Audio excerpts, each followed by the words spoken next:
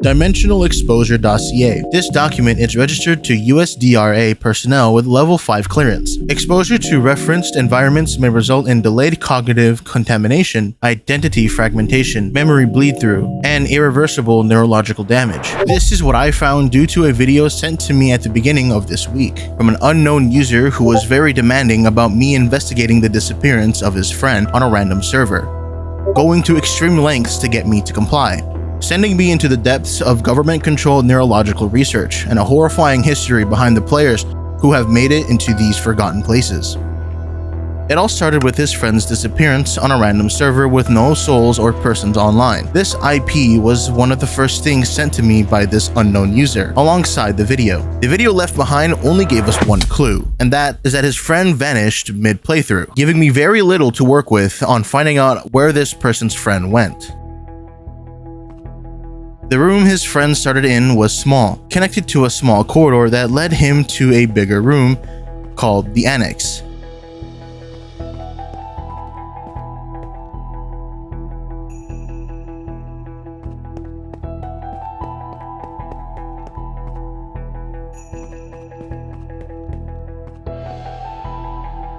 The Annex was connected to smaller corridors, though we don't get to figure out where they lead.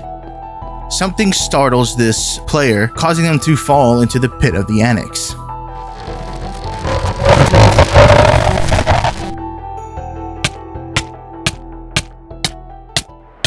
The drop led to the void, but instead of meeting fate, he would meet another room and a new stretch of hallway. This hallway would be a corridor full of iron doors and light, and would give anybody who'd walk down it vertigo. This begs the questions about this place that he is in. What is it exactly? And indefinitely, it is not a player-made construct, as no one was online when he first appeared within its confines. So, how did he gain access to this place? And can others gain access to it as well? As we reach the end of this video, we also reach the end of the corridor, leaving us to question where this player is, and what happens to him from here.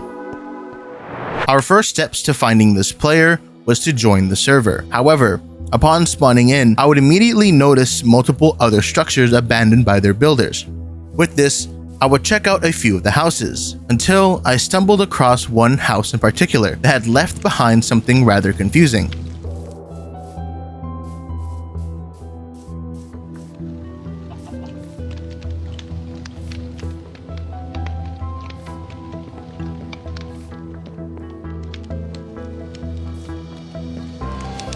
A book that had one phrase in it: "If you follow yourself, you lose the exit." I don't know what this was hinting towards, let alone theorizing what it could be for, but as I took my time theorizing about the book and how to gain access to the mystery facility, night would fall, and all my efforts would be in vain.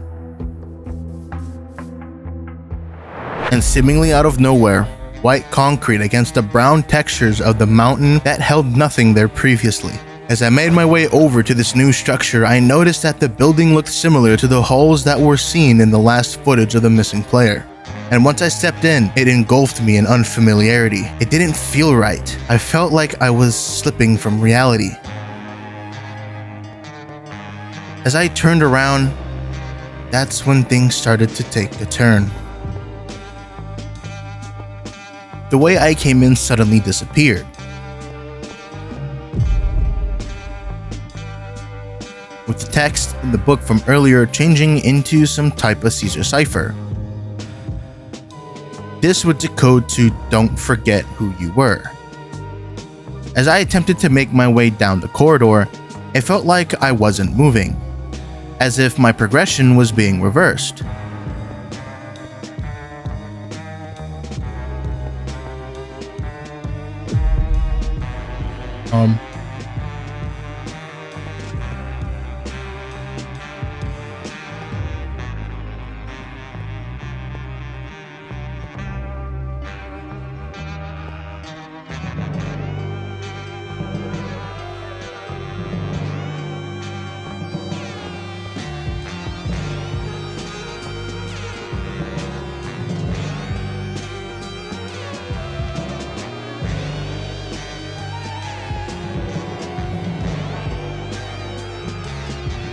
Eventually, I'd make it down the hall and into another corridor.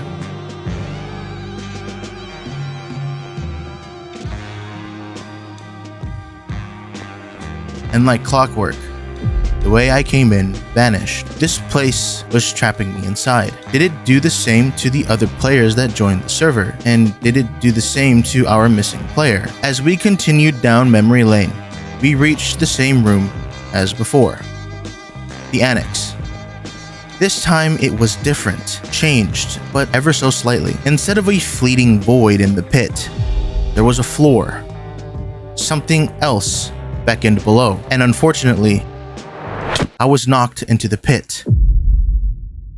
Not by a scare or a roar, but I was shoved into the pit of the annex. As I processed the current situation, the feeling of unease grew like a corruption in my thoughts. I felt like I forgot something, but I couldn't pinpoint what it was. It felt obvious, and at the same time, it was continuously slipping my mind as events unfolded. Upon reaching the bottom floor of the annex, a book left on the ground would go unnoticed as I gathered myself. This book would be known as the Codex, a book that held various symbols that correlated towards different meanings and phrases. This could be of use for us in the future. There's no coincidence in finding it here. This place was like a literal maze. Though easy to navigate, there would be tattered arrows pointing me in a direction, guiding me towards something that wants to be found. Though I couldn't help but notice a room amongst all the arrows. Next to this room was a sign with the same symbols from the Codex. The given code from the Codex reveals this phrase to be a new presence has entered this room. Seeing the weirdness of the situation, I left the room alone, continuing to follow the arrows that desperately pointed me in the direction it wanted me to follow. This would lead me to a bigger area.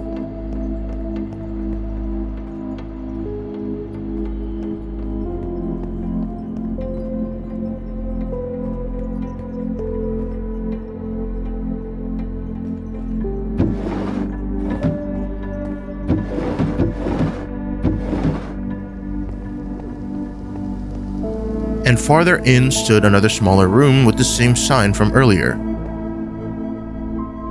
In the room stood a cabinet and what seemed to be an item frame lock combination, something we are very familiar with. And within the cabinet held a book with letters, underscores, and numbers.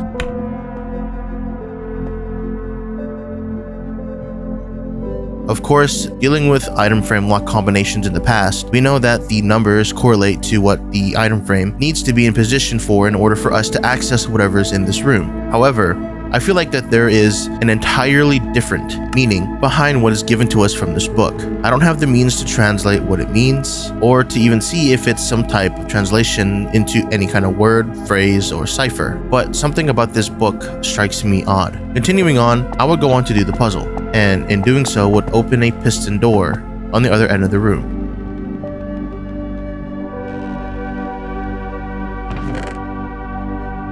An end rod. A light source, okay. Yeah, but then what? I don't... How do I get out of here? I don't like being in here. What direction did I even come from? I decided to head back to explore the endless corridors to see if I could find an exit, but instead of finding what I was looking for, I found another task to complete, leaving me more confused than before and more lost. Reality just didn't feel like it was making any sense. The task given to me was on a piece of paper left on the floor. It's too dark, fix it. Farther in stood a darkened room, with a chair and a light illuminating it.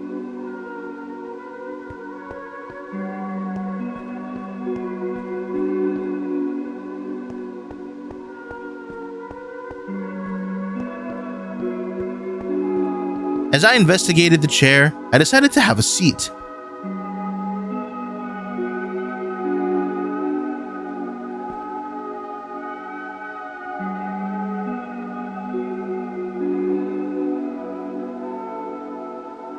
And vaguely, within the dark was a tattered arrow pointing towards something on the wall.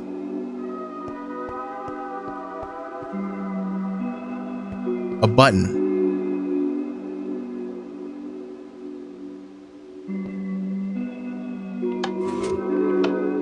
And this button revealed a hidden crate, which held lights and a spatula. This is what was needed to light up the surrounding area and to complete the task at hand. However, it still begged the question, what did I feel like something was missing? Like I was forgetting something? And where is the exit?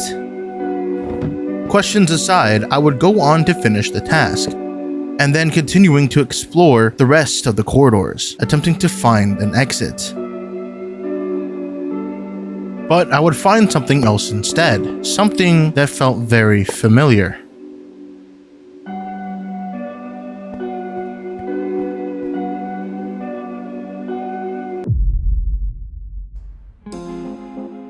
A soul lantern, placed on top of a table. This familiarity was odd, uncomfortable, so I ignored and brushed off what I found and continued back into the endless maze of crooked corridors.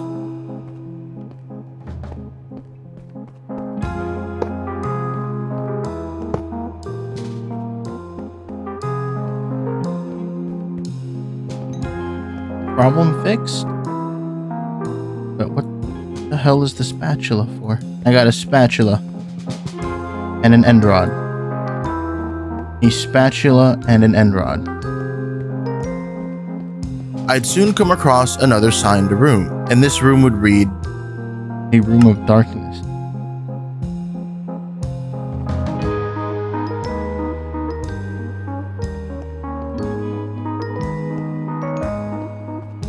Eventually, I ended up finding something again. It was another room, but this time there was 3 plaques consisting of various items. An end rod, a spatula, and a wrench, clearly hinting towards something like an exit or a way out, or maybe even a way to progress past the area that we're in. So that's why I have these 3?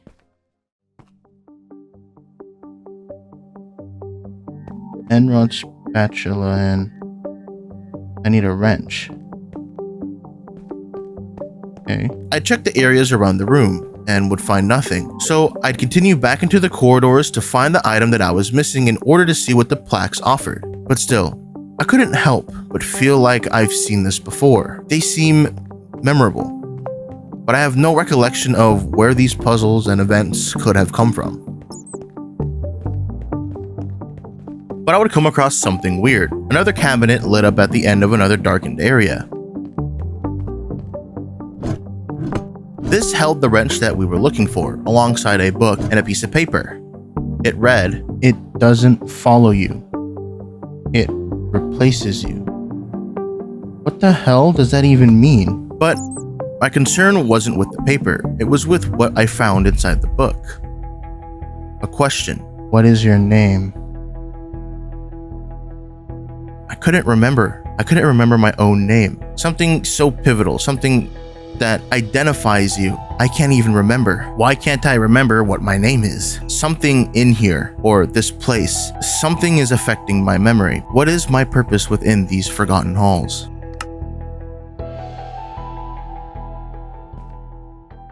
What?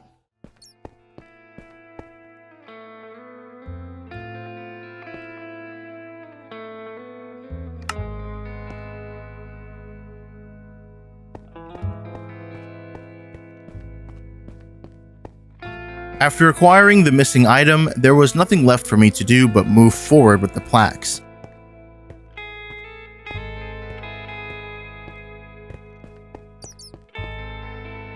I would enter each item into the plaques. On the right corner of the room revealed 2 things.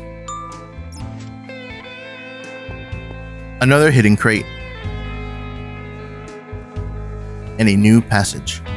This had me questioning who built this construct, and why was memory loss a side effect of being within this place. The crate held a book called The Basic Format Alphabet, or BFA for short, a book consisting of phrases that correlate to the letters of our alphabet system. There are 12 pages of this system, a set of basics, and 3 variations of it.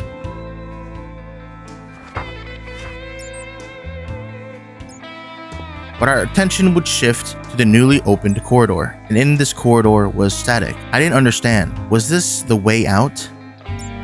The exit? As I stepped into its confines, I'd find myself in some kind of empty field, with no recollection of how I got there. The longer I stayed within this place, the faster my memories degraded. However, when I was in this field, everything felt calm. I didn't feel like I was slipping, like my mind was in turmoil, but something was off with this place. This place held no familiarity, at least to me. In front of me lay a field of dry grass, with a simple path leading in two directions. I couldn't remember why I decided to head towards the direction of the sun, but it led me to what I can only describe as some kind of shopping district surrounded by apartments. What is that?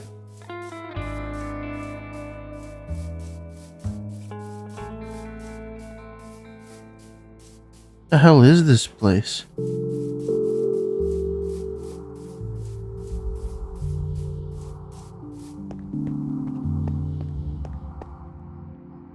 I'd noticed how out of the blue this area was, and upon making my way onto the property, I'd noticed a book on the floor of a hallway of the closest building to me. I find it a little odd, as it's kind of similar to the last area we were in, how we found a random book upon entering this new place. However, putting those two coincidences aside, I decided to go over to the book and pick it up. This sparked me to check out the entire area. This led me to a staircase for whatever building this was. Seeing the length of it just made me not want to do anything or touch any of the stuff within it. So I decided to check what was inside the book. And the book held some type of report. Whoa, okay. Purpose of report. This document establishes a comprehensive understanding of the Forgotten Places as a system rather than an isolated anomaly. Is this talking about this?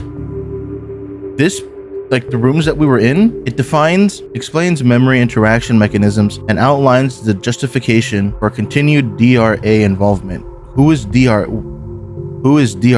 This report also integrates subject data, personal exploration, and recovered artifact analysis into a unified operational model. There's just a whole report from someone called DRA, or some place called the DRA. Cognitive reactive behavior. The environment interfaces directly with the brain's memory processing regions. Subjects report recognizing locations they have never visited, recalled events that did not occur, and losing the ability to distinguish past from present moment. This suggests that memory is not only affected by the environment but actively used to generate it. I don't know exactly who or what the DRA is, but this report shines a light onto a bigger picture. Could it be the reason why this shopping area is in this plane? And for sure, this points in the direction as to why my memory is junk within this place. If I could find more about the DRA and their reports, maybe there is something in there that could help with remembering what was lost and preventing more memory loss. Maybe even a way to get out of these forgotten places. But that also brings me to question how they are getting in and out of this place. If they're able to submit reports, there must be a way of accessing them outside of the forgotten places. This is insane. This is absolutely insane. The Forgotten Places should therefore be understood as a hybrid system, part spatial structure, part cognitive projection, and part accumulated memory residue. Memory consumption process. The primary mechanism of the Forgotten Places is forced activation of memory recall. This process appears to overload neural pathways responsible for identity continuity. Regions vary in intensity. Maintenance halls and apartment sectors rapidly degrade memory and self-reference, while open environments such as the Badlands preserve memory but induce psychological stress through symbolic elements such as grave markers.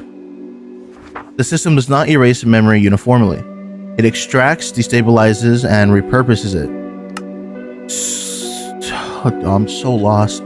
According to this report, this is known as the Forgotten Places, and uses the memories of whoever steps foot into this place to construct the places that we see. How this works is completely unknown to me and out of my expertise. However, I have decided to continue exploring the area that we found in attempts to find a way out or any means of an exit. Instead, I ended up finding two books.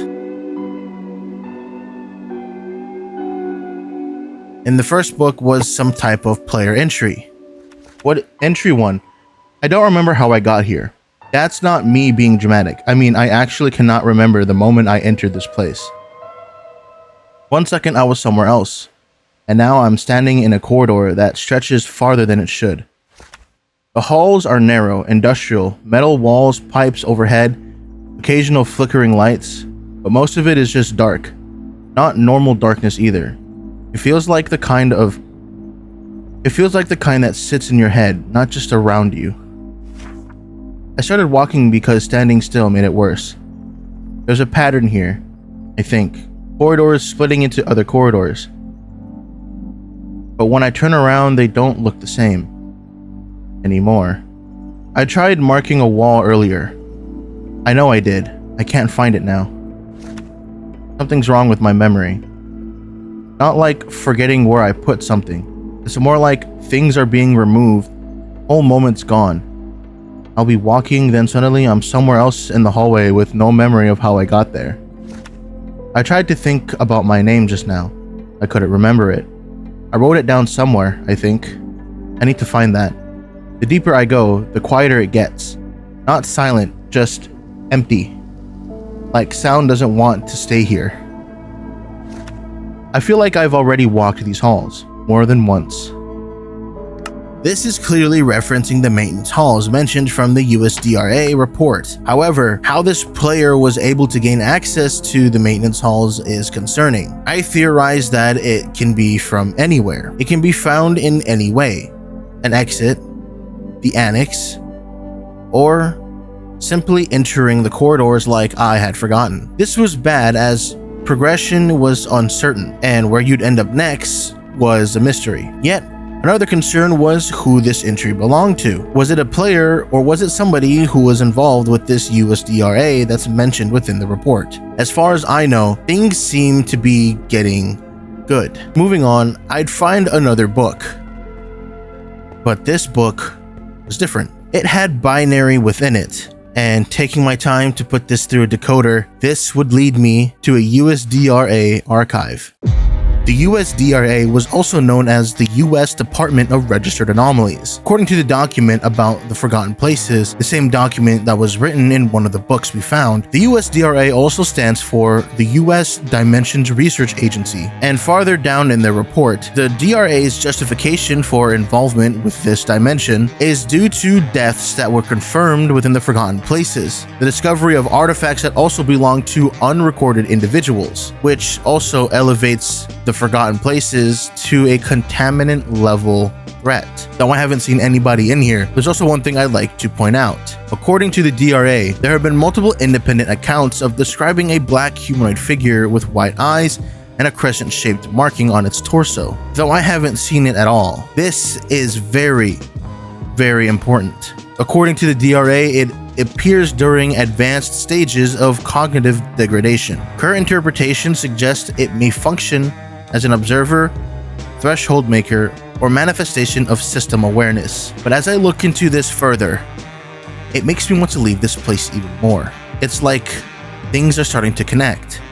Maybe I can find something within these documents that would explain why I'm losing my memories as well, and how to counteract and prevent any memory loss, as well as bring back some of the memories that I had forgotten, or at least try to remember them. And though there are other documents to look at, my attention now shifted from checking out what this was to finding the quickest way out of this place as soon as possible. If my memories, including the memories of others, are going to be used to reconstruct whatever planes we get into, I don't want to be a part of it at all. This means that anything, including the maintenance halls and the apartments mentioned in the report, could be different compared to what they reported originally. And I don't want to become the next subject or the next person that they have to write a report on. These two buildings are the only buildings that don't have entrances to it. Or at least they're on the other side. With my time here, I'd noticed a couple of things. The apartment buildings that surrounded the shopping area had two buildings facing completely opposite directions compared to the rest of the buildings. I made the assumption that these two buildings had something hidden inside them that would lead to some sort of exit. So I decided to go and check myself to see if I could find anything that would lead me to an exit.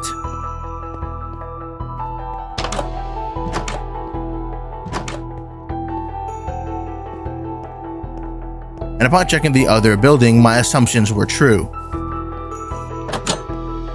I found a book laying on the floor. It had a variation from our FBA book.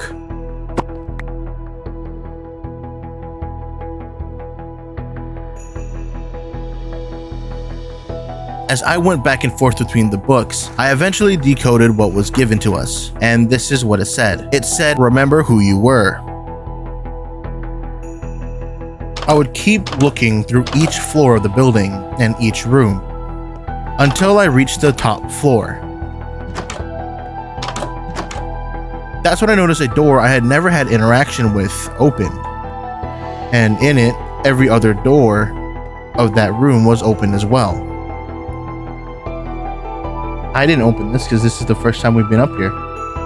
The top floor. I would explore the room and check the furnace, and would find a book within the furnace. This book held another cipher with the same variation from the book from earlier. Taking it upon myself to decode it again, I would find a hidden riddle that would lead me to an exit, where the building faces an exit resides. Is it talking about this building? This is the only, these are the only two buildings that are facing opposite directions,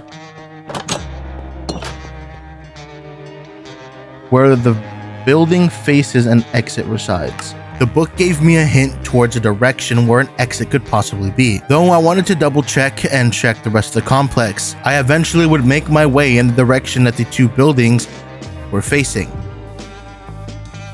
Eventually, it would turn to night, but I would be able to make out the slightest glow in the distant field. I felt a sigh of relief. This could lead me out of the forgotten places. This could take me back home. But with the uncertainties at hand, it is never a guarantee.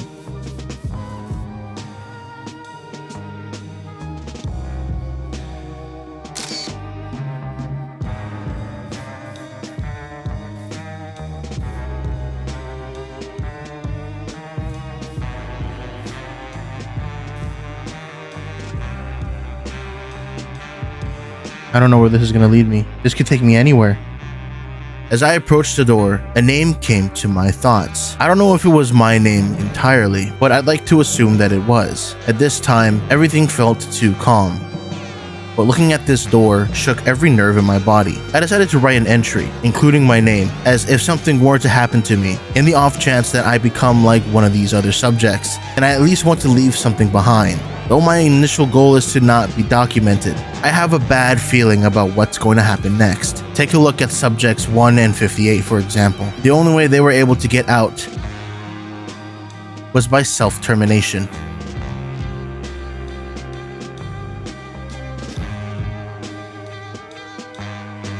The Infinite Fields holds many interesting things, but its subtleness and clearing of the fog in my head is what scares me.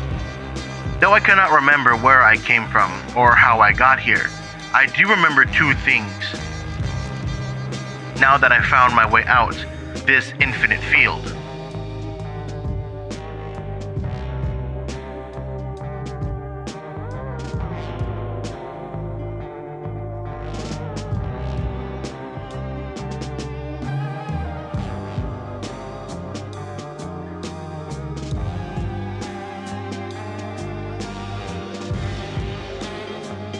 My name is Squanky, and my task was to find someone's friend who also ventured into this place.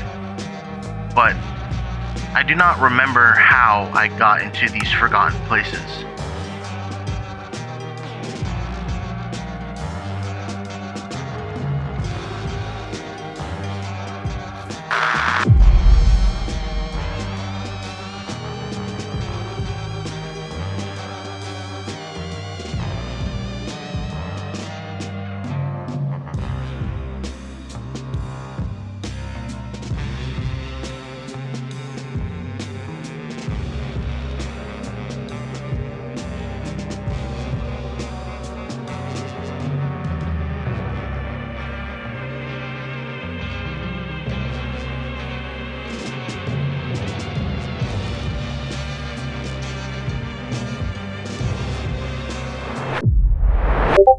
So, I've had some questionable things happen in this world I used to own with my brother. Mind you, he passed away recently. Could you possibly go through the videos I have unlisted? I can't figure out the issue and I don't know why they are the way they are. Here's a playlist containing the videos. Let me know if there are any issues. I never thought I'd ever get caught up in a story hidden behind the horrors of mental illness, sorrow, and grief that spirals into a twisted, deranged fantasy of self-hate and a moral hatred for the supposed loved ones of those who simply passed on. It started off with a Minecraft video from someone named Zeno, who had a weird experience on a world he used to play with his older brother Isaias. The first video, titled "I Miss You Too, Isaias," starts with our main protagonist, Marcus, who goes on to explain his reasonings to making this video in the first place, stating it's kind of a way to cope with the passing of his brother and the bullying he receives at school, even going on to say that his brother was the one who normally helped him with the bullying. He used to play on the older versions of Minecraft, so a few years ago, we made this world with mods to kind of replicate that old Minecraft feel. He helped build this house with me. It's not an exact replica, but it's a pretty close replica to our childhood house.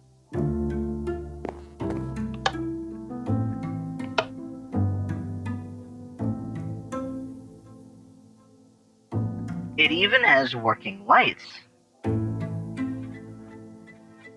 As we move on, Marcus gives us a quick and easy house tour, and seeing from how long it takes him to get through the first portion of the house, this world held some kind of sentimental value to our protagonist. Oh gosh, I forgot how much he used to play. He explains who would have each room: his parents' room, his brother, and his.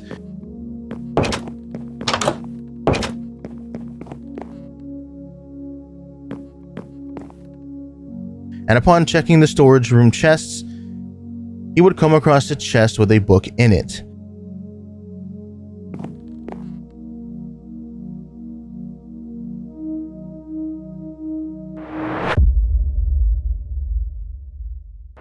Though he had to double back to the chest, he realizes quickly that this book was signed by a user named Isaias. It was his brother's. The name of the book is what stands out to me. First Letter. Could this be hinting towards anything of significance? I don't know. However, Marcus expresses his concerns about people logging onto the world. As mentioned in the messages before, it was a world that he and his brother owned, which means no one but them had access to that world, unless it was an invite sent out by them. After he passed, I took sole ownership of most of his belongings, including his computer. No one has his logins but me. So to have access to this world, you need to be invited by me or him. He even had his brother's possessions, his PC and account logins, meaning only he had access to that world. And then there was the book. I know the days to come will be hard with my absence. Memories will come to pass and our journey will come to an end. I will be gone, but not gone from your heart. Savor the memories we made together, Marcus. Support our mom in whatever way you can. You are a bright young man. Our time is nothing but short and limited. Unfortunately, my time has come. I love you, Marcus. Your big brother, Isaias. I miss you too. A sweet response to a book reassuring Marcus to stay strong, cherish his brother's memories, and help those who are also suffering like his mother. But pick this up with me. This is where we learn how relatable our protagonist is. His "I miss you" message wasn't just from the emotions or sentimental feelings he got from reading the book, but from correlation between the name of the book, first letter, and the capitalizations of each line on each page. We get one message from Isaias: "I miss you." Sweet but subtly creepy in my opinion. This message initially left behind gives Marcus hope to push on, but the deeper meaning and hidden message just leaves a stain of grief and sorrow on my tongue. I can't believe anything good will lead from this, but I will say it's a little bittersweet. And then, as Marcus finishes his house tour, he does notice a chest next to a tree in the distance. That chest shouldn't be there. Marcus quickly, with no hesitation, makes his way over to that chest, going into it and finding a book called Healing Wound. If you're reading this, I'm sorry I couldn't be there to continue supporting you in your darkest times. I know you're wondering why these books are showing up around the world. I had them planted right before everything went down. I don't want you going down a dark path like me. Mental health is a struggle, and you know it is too. You're a mentally resilient kid. I've never seen you break down, no matter the stress from school or the other kids that give you shit. Marcus, I know you'll be wondering why I did what I did, and I know you want answers from me or anyone in the family. If they haven't told you, you'll find out somehow in some way. No, I will always love you, and though this is a dark time for you, there will always be light at the end of the tunnel. You just have to be willing to walk in the dark to find the end. A book explaining the first letter and the book found in this chest, confirming Marcus's assumptions that Isaiah indeed pre-planned the books for Marcus to find. Marcus would then go on to end the video by going to show off the rest of the buildings, primarily the dock that he built inspired by other infrastructure around his household, and the villager trading hall that he and his brother built for his world. However, I have to put a halt here before the end of this segment, as one very important thing happens that Marcus never caught up on, and that was the black figure seemingly watching him from the top of the lighthouse the entire time he was outside after noticing the chest next to the tree. In each instance, the figure is doing something different, whether that's in a different position or flat out disappearing from sight. This world is a world accessed by other players. For someone to be on the world isn't too far-fetched. Getting the IP address by chance or having the IP or world invite leaked isn't a 0% possibility. However, for the user to not have a name that's visible, especially when this close to Marcus, sparks some reasonable question. Who is this?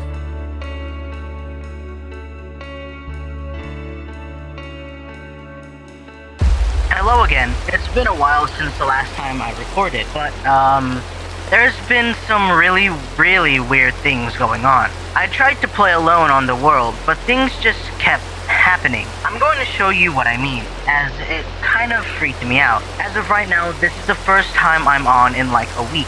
Remember, no one can get on this world without an invite. It's been about a week since Marcus has tried to play alone on this world. The start to the second video, Alone, has Marcus concerned about unusual activity in his world. He even goes on to try and hide the fact that a player is in the world with him. However, the unusual activity that he's referring to was door changes on the main house that he and his brother built, from oak doors to spruce doors, and torches to redstone torches. However, as he does a full house sweep and storage room check, he double backs to check his parents' room. Call it superstition, but from what I could tell, Marcus felt that something was still off. He would go a step forward to check the chests within the room and find a book titled End. The book read in a way only you could understand.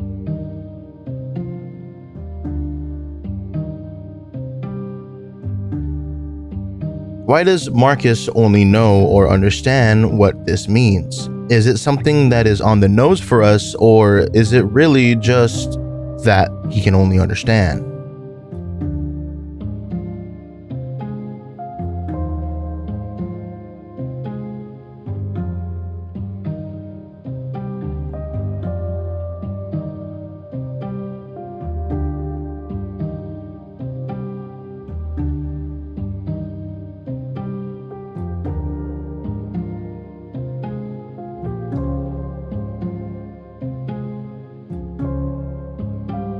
And the rest of the chests in all the other rooms held papers with one paper in the same slot named End.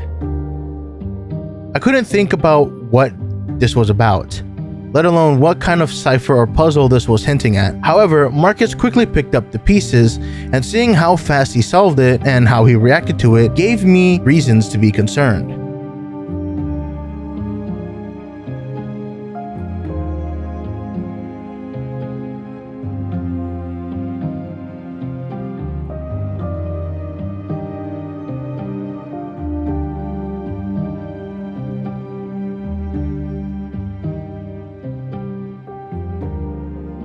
I don't like this.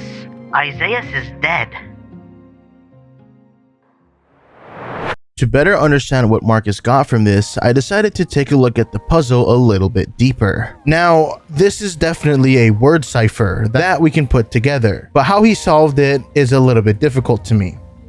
Taking a look at it, we know that chests have 27 slots in them. And for every chest to have something in the 27th slot, I'd assume it'd have to do something with our alphabet system, assuming that it ranged from 1 through 26 going left to right. So that means going from the chest from his parents' room all the way through to his brother's room and his, taking a look at each and every chest, the message that he got was, "Look for me, Marcus. Help." That's what spooked Marcus, a cry for help. Maybe the player that he's seeing around the world isn't a player. Maybe it's his brother, trapped, manifested within his world, yearning for help. Maybe I'm wrong. Maybe it is somebody messing with Marcus. Maybe they put this puzzle here for him, showing the situation that he's in. But there are a few things that we do want to point out here. First off, it's the person that left the game. I don't know what kind of name that is. I for sure cannot figure out who and what it means. Another thing is the beds. In the first video, the beds were black. Now they have changed to red beds, and Marcus completely overlooks this. But it is very intriguing the fact that the torches and everything else changed. And of course, the little paper trail being left behind by Isaias for Marcus to find. Jumping forward a bit, Marcus goes on to check on the villagers in his villager trading hall.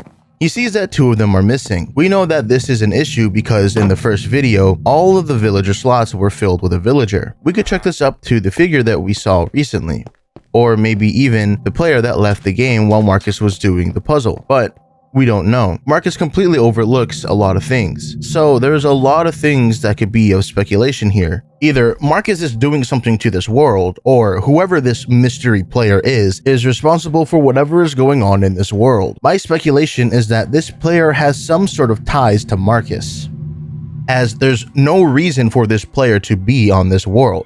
I highly doubt any sane person would want to leak the IP or the invite code to a world of a dead player, of one who is grieving the death of their brother.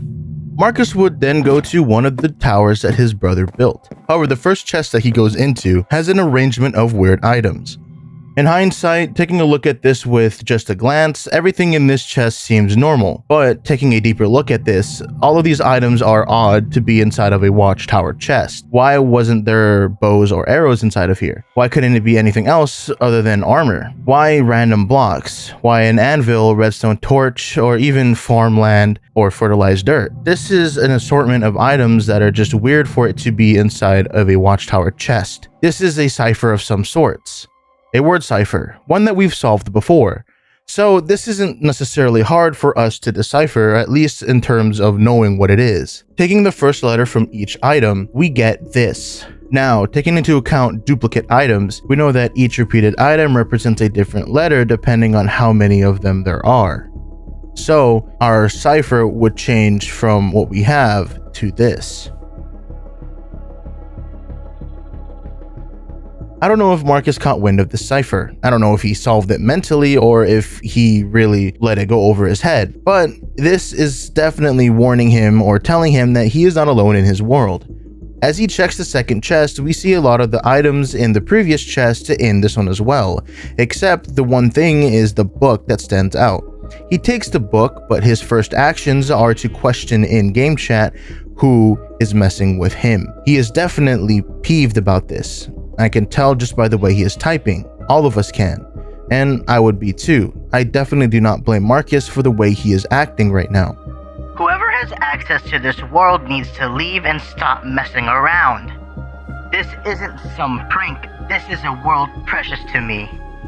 I wouldn't want somebody tarnishing or even meddling in a world that is meant to preserve the memories of somebody that I've lost. So I understand where Marcus is coming from. However, what is of concern is what contents are in the book. The book seems to hold a set of coordinates, and these set of coordinates are pretty far. What the hell? This isn't some sick f***ing game.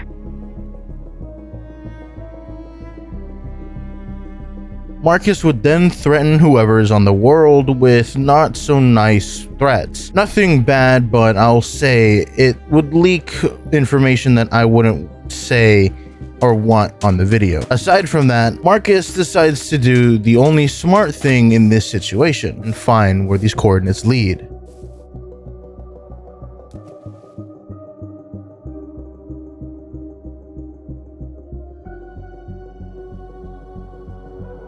The coordinates led to a house in the middle of the woods, in chunks that he claimed were already rendered by him and his brother. So how did the house get there? What is the significance of the house being there now?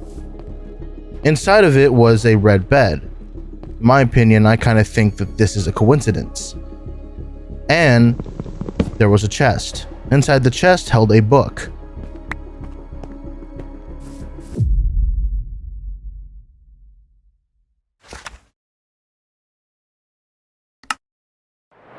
The book held an encrypted text, one that I didn't have the means of solving. I didn't know what kind of cipher was used to encrypt this text. I was going to assume a Caesar cipher, however, upon putting it in, no matter how many times I shifted the text, I didn't get an answer in return. So my luck ran out. I could not solve this cipher.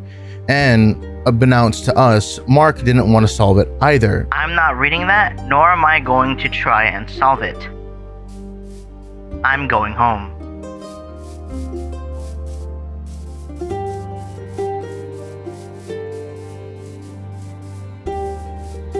Upon making his way back, he stumbled across one of the pathways that led back to the house.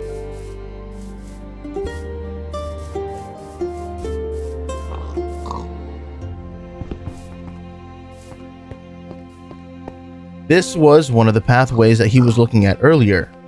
Intrigued, he decided to stick around and explore a bit. In doing so, he was able to find a sign on the edge of a cliff. Intrigued, he built his way over to it.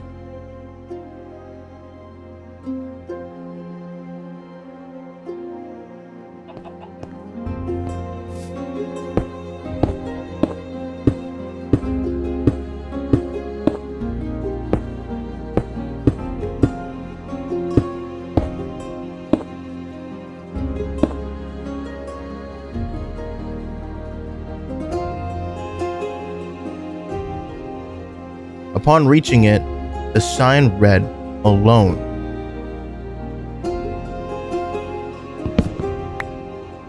I can only describe frustration from his actions. He mined the sign and replaced it, leaving it blank, leaving the scene kinda distraught at what he found. He then makes his way over to the farm, something that he didn't get to talk about. I never talked about the farm last time. Despite all this weird stuff, the farm was something I wanted to learn redstone with. Me and Isaiah wanted to learn it together.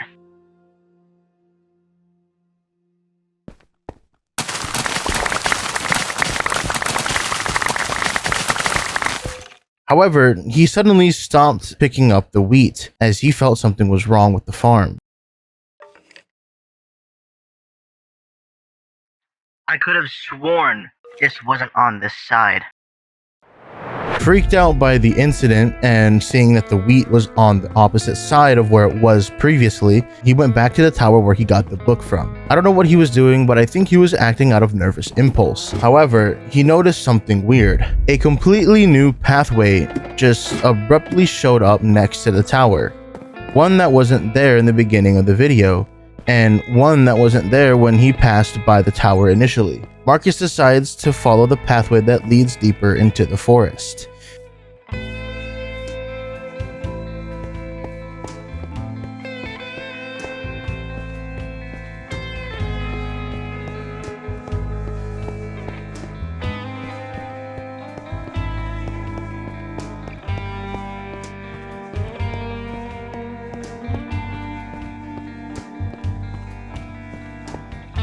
The path would lead to a tunnel lined with redstone torches. Before entering, Marcus would fail to notice the black figure watching him from the distant tree line. At the end of the tunnel would be two signs, one with a phrase with letters missing from the words, and another with 3 numbers and the word shift.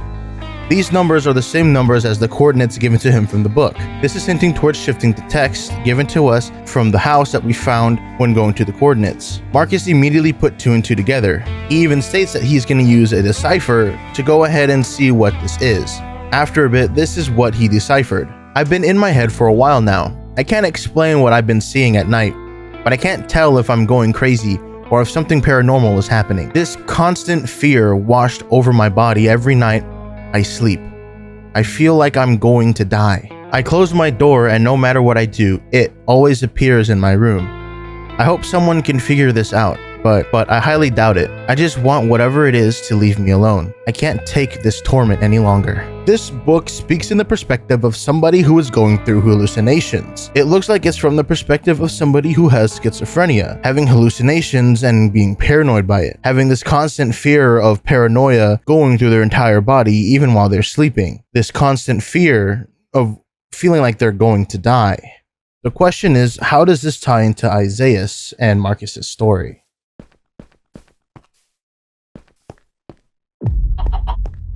Just as Marcus is about to leave the tunnel, a black figure walks across the tunnel entrance. This is the same figure that we saw in the first video, as well as the same figure that was watching him in the tree line. Why is this figure making itself known to Marcus now? What is its purpose and true intentions? Why reveal itself now after Marcus deciphered the book? Could this mean that this entity is trying to tell Marcus something? Or is it trying to tell us, the viewers, something else? All of this seems a little fishy to me. I want to push Marcus with questions and get answers myself.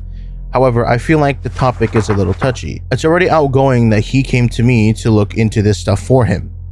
However, I feel like I'm uncovering something that I should not be uncovering. Ironically enough, this video ends with Marcus seeing the entity again on top of the lighthouse. This entity revealed itself to Marcus one last time before disappearing.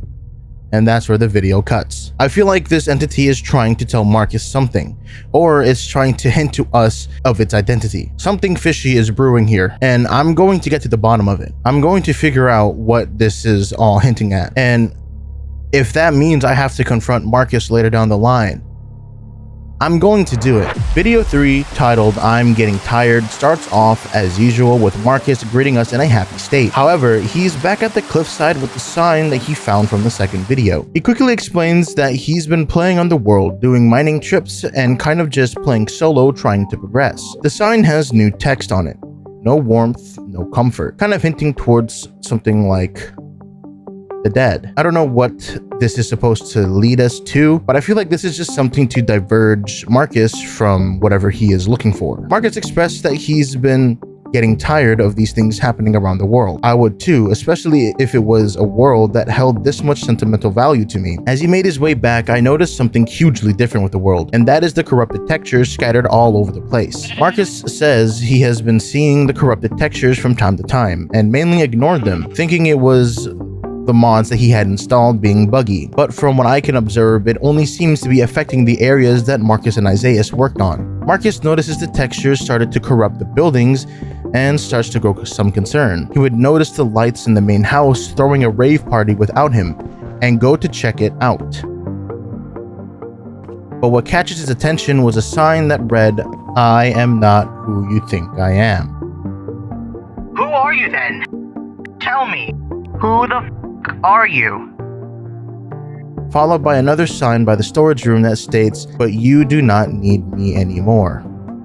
This sends Marcus into an all-caps frenzy. His next actions are harder to define, other than full-on rage. He would start off with getting the materials to make a flint and steel.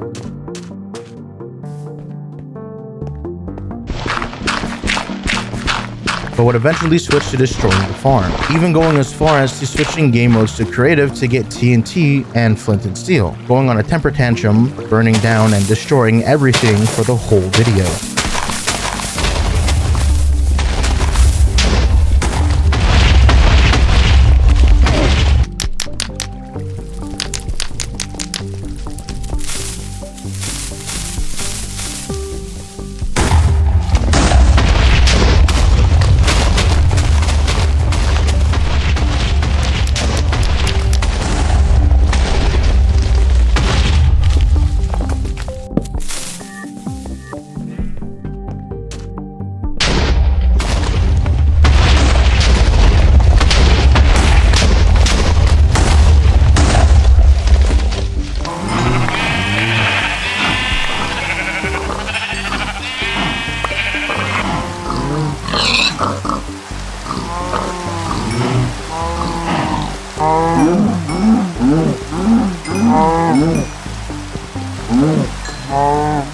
The thing is, why couldn't he just ban the person if he had all that power? If he had the ability to do so, to switch game modes? If he was having that much trouble, and if it really was a player, why not kick them or ban them? Unless the person never existed, maybe Marcus was developing some kind of mental illness like his brother Isaias.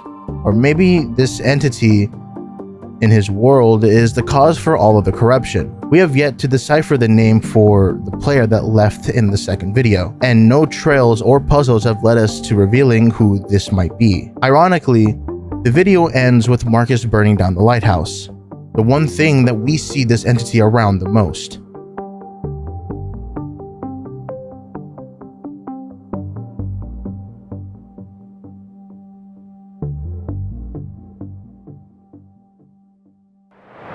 The last video, titled Move On, has a lot to unpack for being the shortest of the videos.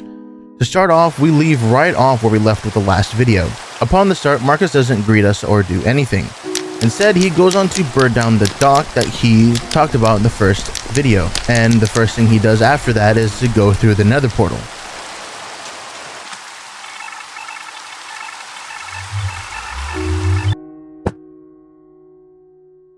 Upon going through, he notices the item frames placed on the floor with pieces of paper placed in them, like a trail of papers leading him somewhere. He decides to follow the paper trail, seeing where it leads him, and eventually, we start to see a familiar corrupted texture. Next to it is another item frame and a paper that reads 10 years. Why 10 years? And sadly, Marcus gives us an answer without even having to say it.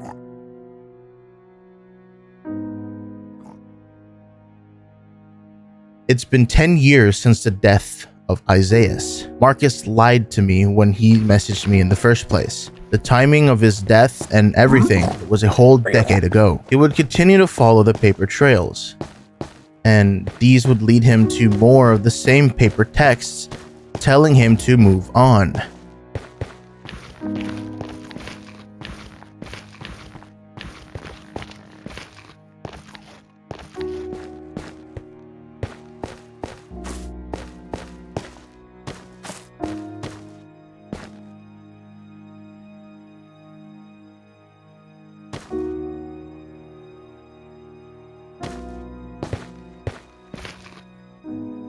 Before he inevitably came across the entity from before. However, this time the entity seems a bit different.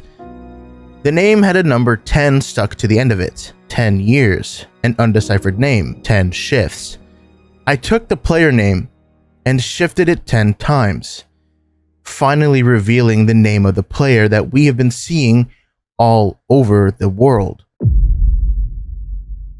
But when you flip it the other way around, it spells Isaias. It was Isaias spelt backwards.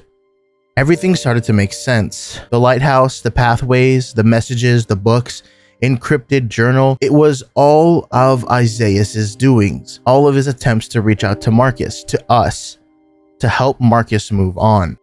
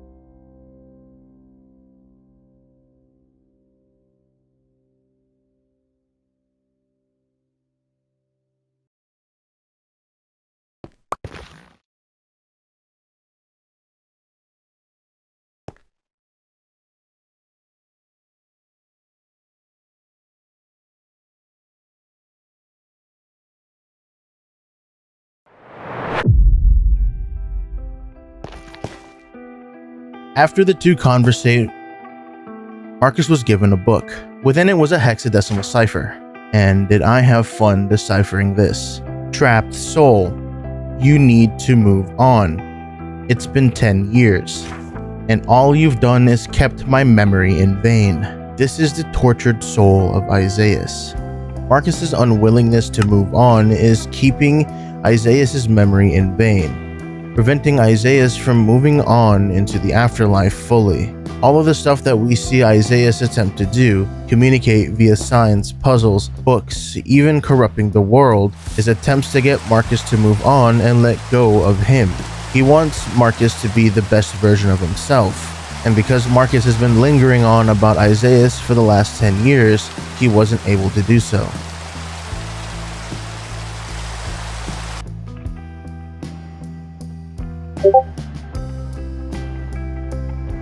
Upon endlessly scrolling through the vast amount of videos on YouTube, I came across a little channel known as the Trinket 097, with a video that caught my attention and a story that I was not ready to discover.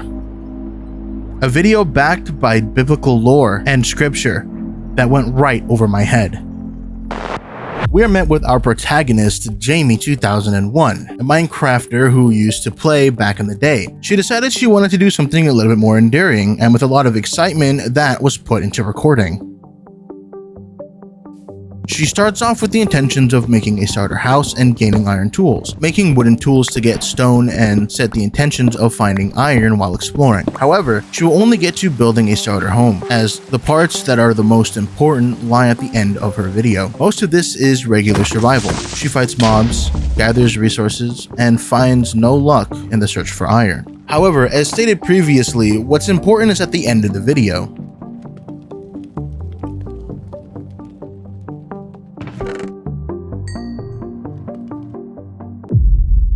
Out of nowhere, she gets transported into a library. From the looks of it, it looks to be some kind of labyrinth. Just bookshelves upon bookshelves of information. Weird coming from the fact that her video was just a regular Minecraft survival. What's the importance of her being within this library at this time? That, however, brings our attention to the very first thing we see before we even start this video, and that is Trinket's video description. This description is in binary, and when decoded, leads me to a Mediafire link, which in return leads me to something else. It leads me to a zip file, and within this zip file brought me to one single video. Where the hell am I? Jamie would appear to be in some sort of library, and to us, we would already make out that this is no ordinary library. She would notice the corridors lit up by the lanterns, and upon that, we make the assumption that this is some sort of labyrinth stacked with information. Jamie would then check her inventory and notice that everything was previously wiped except for one item, a book. And checking the contents of this book, it read, "Welcome to the library.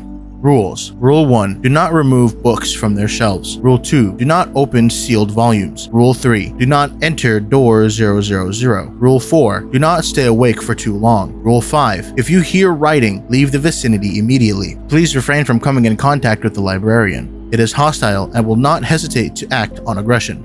Unorthodox rules for any ordinary library. However, we already came to that assumption that this isn't just a regular library. There are dark areas that consist of twists and turns, with corridors lit up by lanterns that seem to just stretch on forever. What are we going to find within this labyrinth of knowledge? I am so confused. Why the hell am I even here?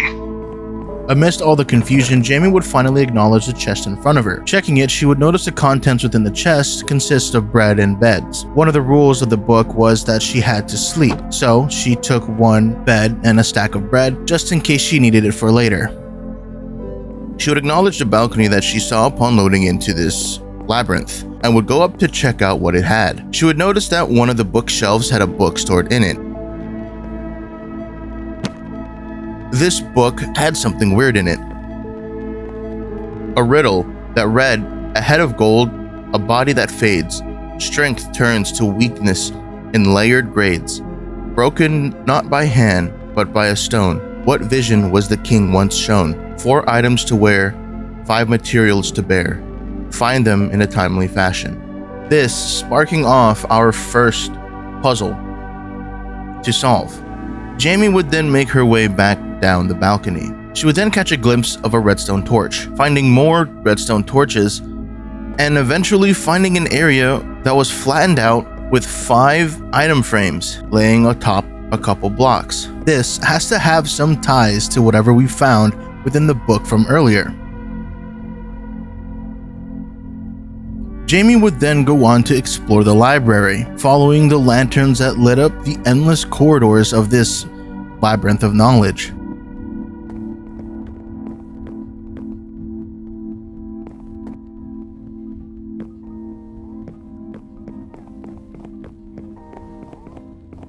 And eventually she would come across something odd.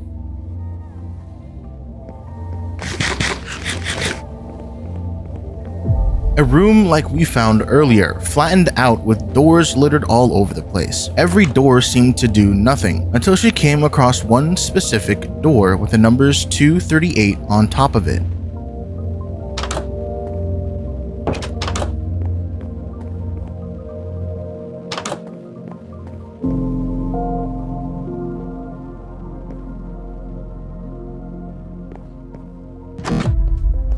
She gets teleported to another room, another area. Hard to say that it's a part of the library itself. However, the bookshelves say otherwise. She would eventually take notice to the variety of empty bookshelves, but more to the ones that shelved a singular book within them. Checking it, she would find the phrase, "Be not afraid," within each book. I don't get the overall message behind this phrase, or what's being sent, but this is creepy nonetheless, especially taking into context the account of who would be using these phrases and how it would be interpreted.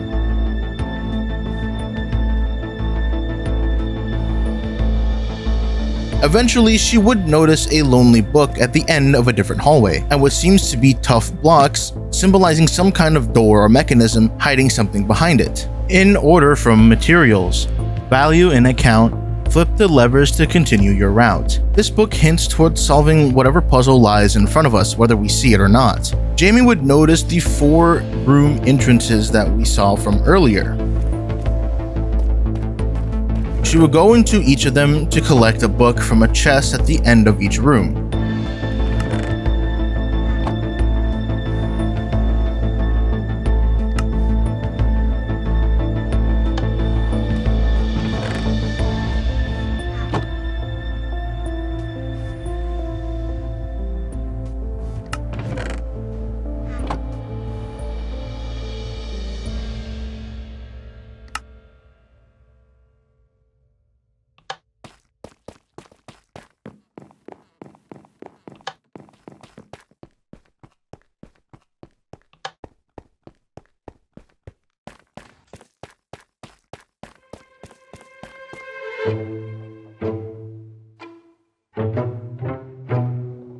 Give me something more challenging. As Jamie flicked the last lever, the tough wall revealed a hidden passage. This passage would lead down to some type of throne room. However, as Jamie turns around to look towards where she came from, she notices that the entrance she once took is now gone.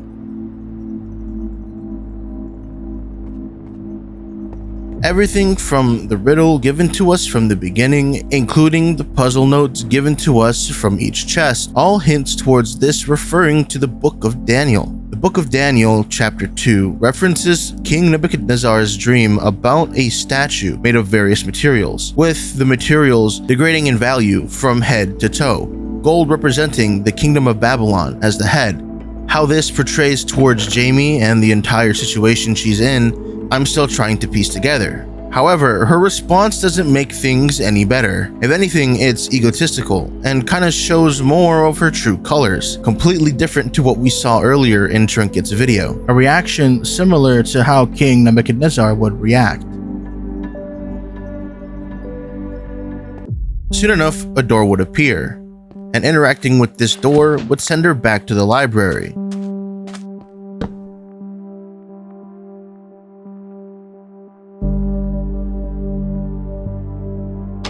A sneaking suspicion that this is going to be a reoccurring thing as we explore this labyrinth of knowledge alongside our protagonist.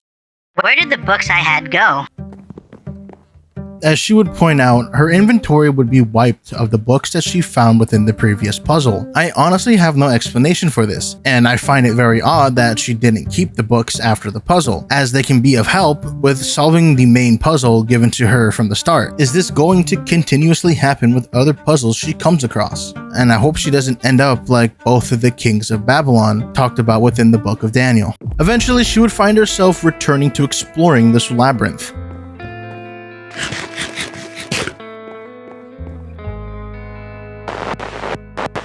With weird things happening to her as if she was being warned, and Jamie is noticing it.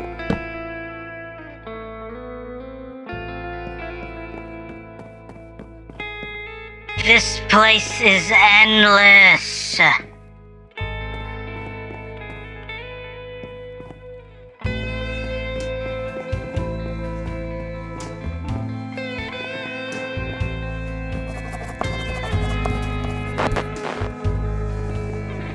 These weird visions seem complicated, foreshadowing a door of some sort. But is it something bad, or is it something good?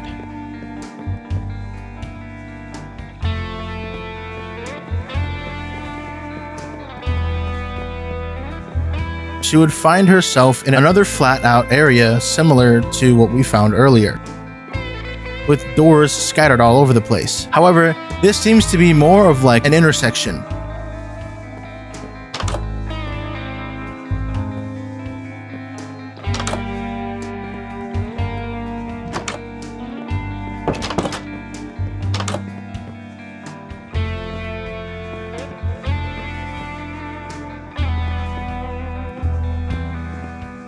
And just like previously, one door would send her to another room.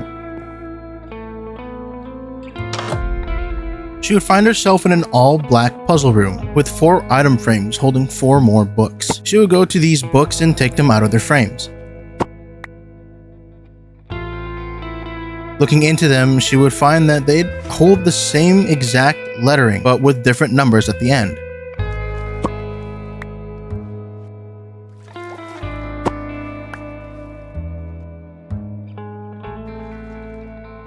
She goes to check the chest in the middle of the room, and within this chest holds another book.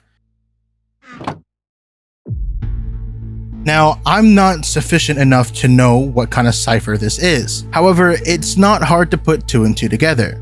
The 4 books we got from the item frame definitely hold towards solving this cipher. Taking the letters that were put into the 4 books, I decided to put it through a Caesar cipher, and this Caesar cipher came back with the word ROT, or R-O-T. This is using a ROT 13 cipher. However, we cannot ignore the fact that Daniel chapter 2, verse 20 through 22 is mentioned at the end of page 2. My assumption is this is exactly what the text is. To confirm my suspicions, I went ahead and took this text and implemented it into a decoder. And seeing that I had to run it through 4 different decoders, we came back with one answer, ROT 47, and our assumptions were correct. This is Daniel chapter 2, verses 20 through 22.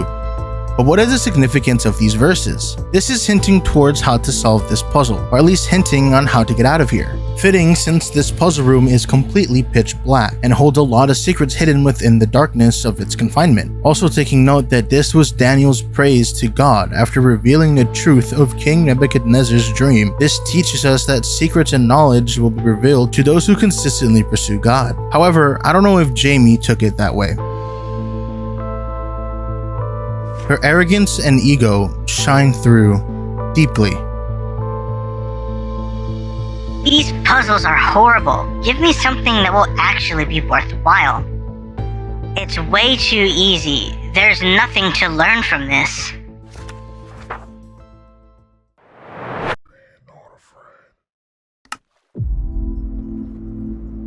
Weird things would continue to happen to Jamie, even if it's in the smallest amount. She would solve the puzzle in a similar fashion to how I solved it, going off of what the book gave her, the hint towards Daniel chapter 2. However, she didn't double check with deciphering the text. She went completely off of her own intuition, showing pride through confidence, and in many ways is very concerning, especially with where this is leading. She would go off to search the corners of the room, eventually finding a door hidden underneath the water of the floor.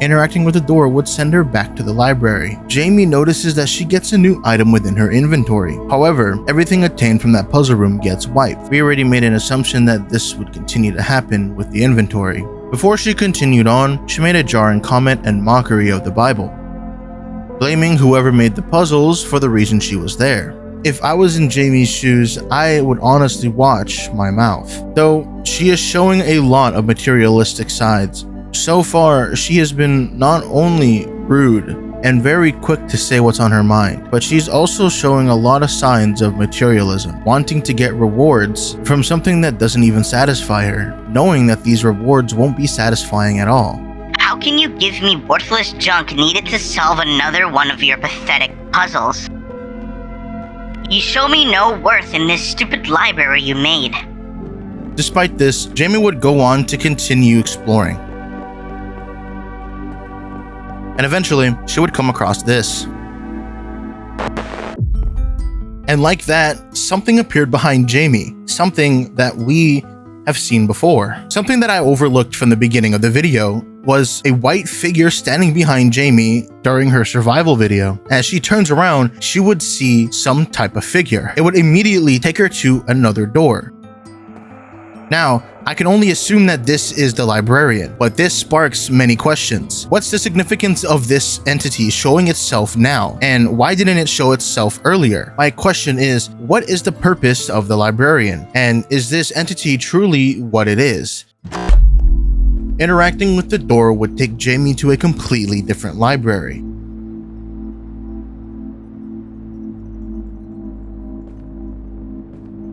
Met with a lectern and a book. This book would be some type of alphabet system, one that we have no use for at the moment. However, the library's giving an homage to the Book of Daniel, as in the Book of Daniel, we are constantly seeing the seeking of God's knowledge. This is very important as he reveals things that are hidden to us.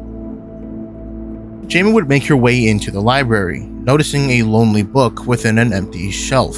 She goes to take the book and read it. However, the words came back ciphered. This is the exact same text that's inside the Index of Signs. Jamie doesn't even try to decode it. She just brushes it off, questioning what kind of book it even is.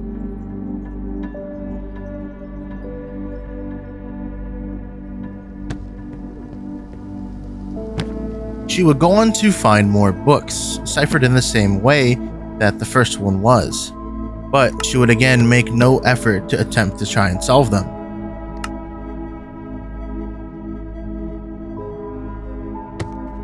Jamie would then make her way towards the giant tree. Investigating its surroundings and eventually finding something underneath the stairs around the tree.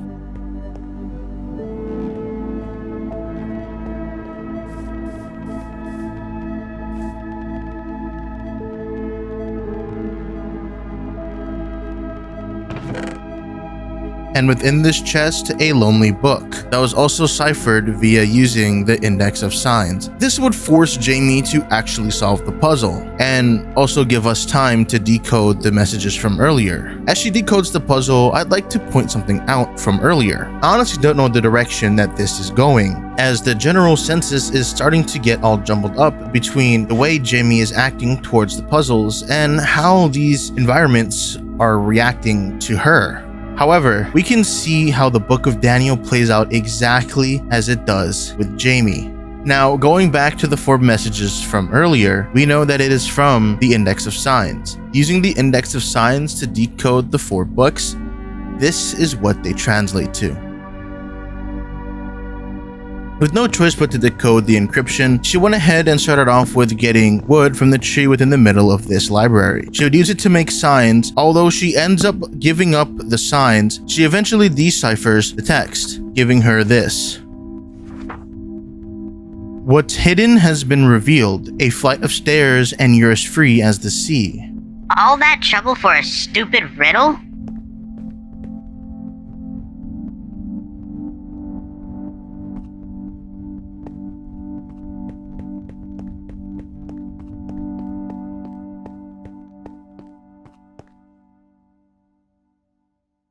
She would notice a door upon reaching the second level.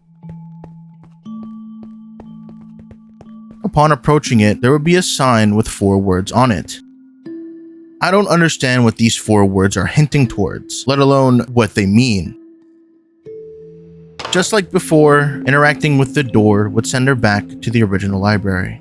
She would check her inventory and realize that she also received another item. Legs of bronze, another piece contributing to the statue that King Nebuchadnezzar had a dream of. She would then continue to show her arrogant side, proceeding to demand something better than the rewards given to her for the puzzle.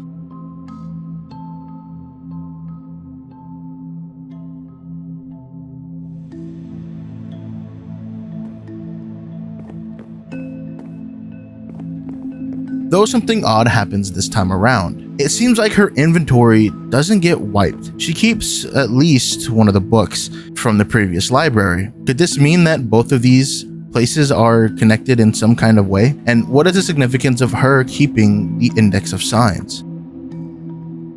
Jamie would push on within the labyrinth, continuing to explore and see what else she could find. Her motives are unclear to me, and I honestly don't know what she is looking for at this point. It seems like everything is right in front of her face. All she has to do is literally call out and look for knowledge, and pursue whatever that she wants. But instead, she's looking more for fulfillment, and it's starting to become an issue. Her ego is flaring up. Her pride is starting to be worn. She wants something of worth, but doesn't see the value of the lessons being taught in front of her, the tests that she has gone over. She'd find her way back to the previous door, however would notice that the unmarked door from before was now open. Someone is moving within the library. I would like to assume it's the librarian, but what motives does the librarian have to go through these doors?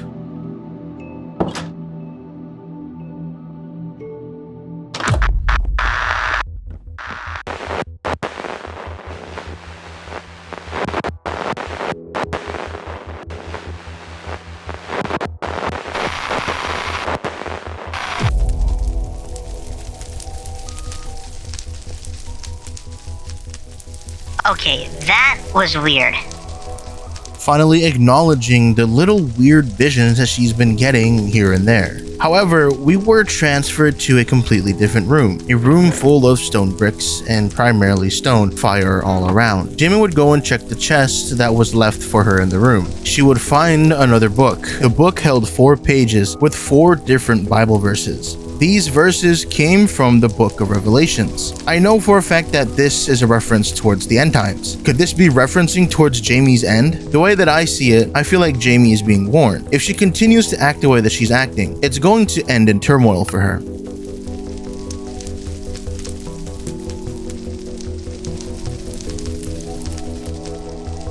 She would go along and read the Bible verses, looking at the chapter numbers as well as the verse numbers. She would solve this fairly quickly. It's not a hard puzzle to solve. It's an item frame lock combination. So whatever is in the book, you just apply to the item frames.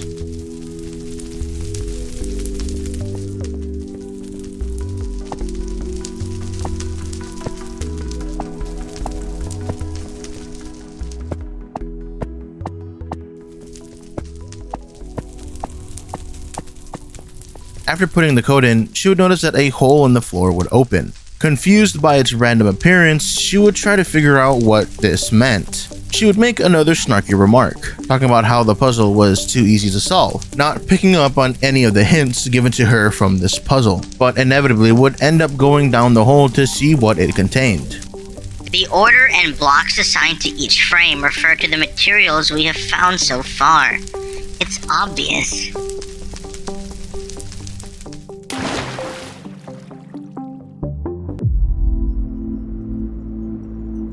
she would find herself in another black room with a door lit up by soul lanterns. However, something was different about this door. The sign held no numbers, except a phrase, "You were warned." Our speculations about Jamie being warned of her behavior were kind of true. I feel like it's a 50-50. As far as I'm shown, this is exactly what it's counting towards. She wants materialistic things, better items than what she's given. And then on top of that, she has the audacity to trash whoever created the library. These are tests against Jamie, and she's failing every single test given to her.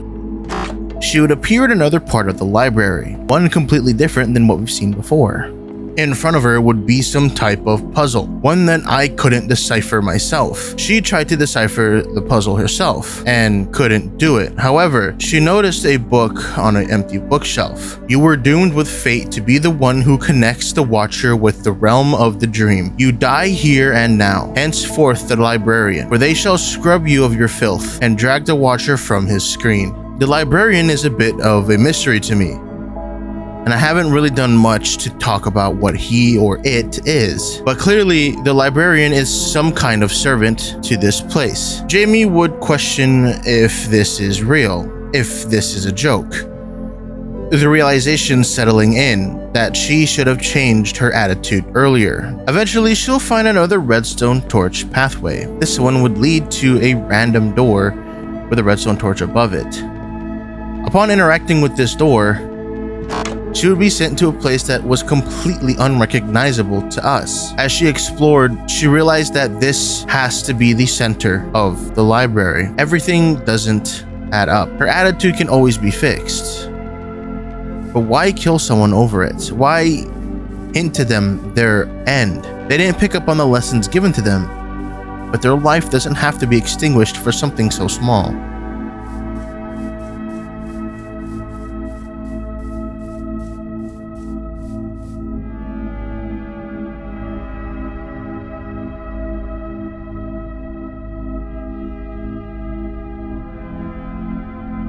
She would be so caught up in all of this that she didn't even notice that she had all 5 of the materials needed to finish the first puzzle. However, she would go up to the door in the middle of the tower and read the book left in the item frame.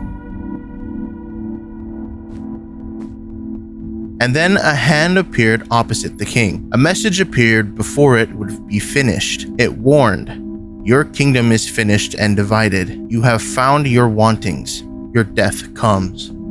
Jamie has been sentenced to die."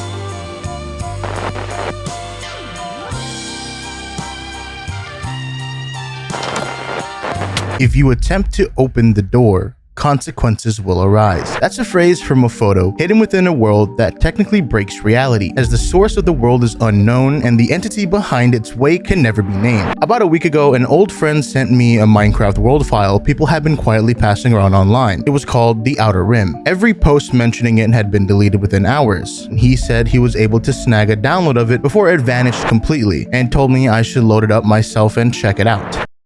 I was trapped in a small bedrock room where there were only 3 things: a button, a chest, and a sign that read "Take 1 and read." When I opened the world, something felt wrong immediately. Settings were locked, and I was stuck in adventure from the start and couldn't do anything to change that. So I decided to ask him directly. His reply was, "Just play the game." Cold, as if I've asked him multiple times before.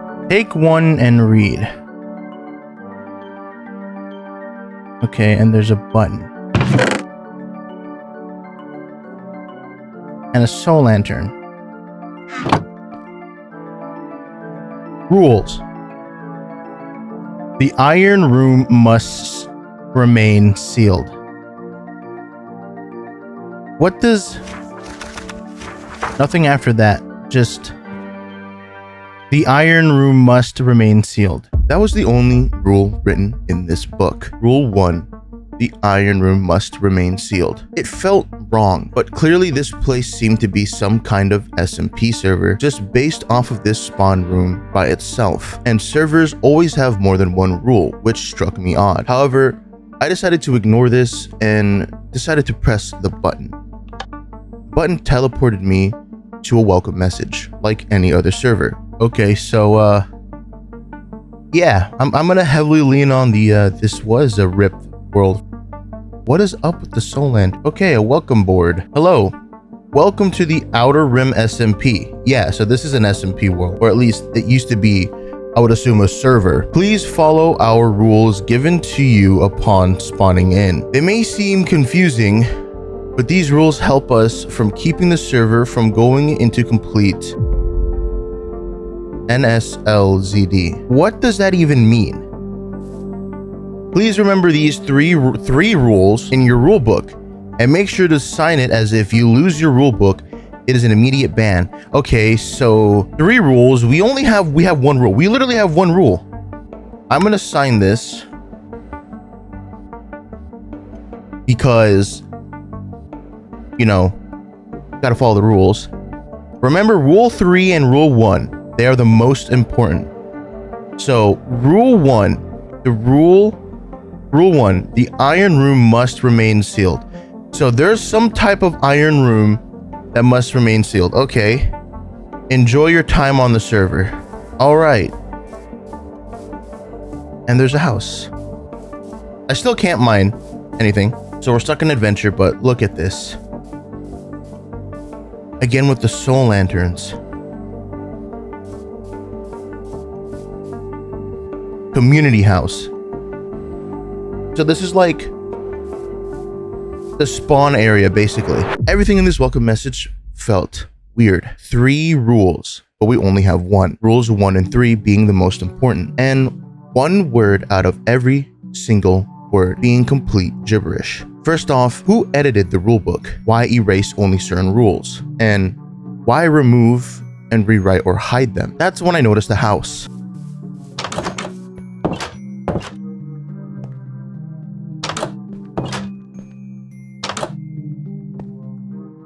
This room is enticing me right now. Again with the soul lanterns.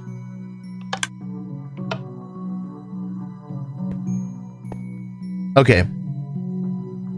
So this seems to be like, we need something to put in here. That's for sure. Something for sure needs to be put in there. It looked too clean, empty, dimly lit with soul lanterns. The soul lanterns is what caught me off guard. Why is there a constant use of soul lanterns? Why not a torch or a regular lantern? It's almost as if the house isn't meant to be lived in. I started off with exploring the first floor. I found 2 rooms, the disposal room and the bookshelf room. In the disposal room was bookshelves and a chest. In the chest were 3 axes and 3 diamonds, as if they were placed there deliberately, with a sign pointing towards a carpet on the floor. In the bookshelf room, it was almost completely empty. No books, no nothing, except for 1 book dead center. I can see why this is called the bookshelf room. Book and quill. Okay, let's see what this has. The words were incomplete gibberish.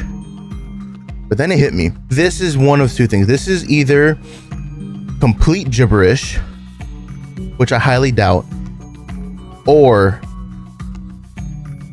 this is a cipher. A Caesar cipher, to be specific. I'm gonna throw this into a decoder and see what it gives us. All right, I'm gonna put it right here. This is what I got from the Caesar cipher.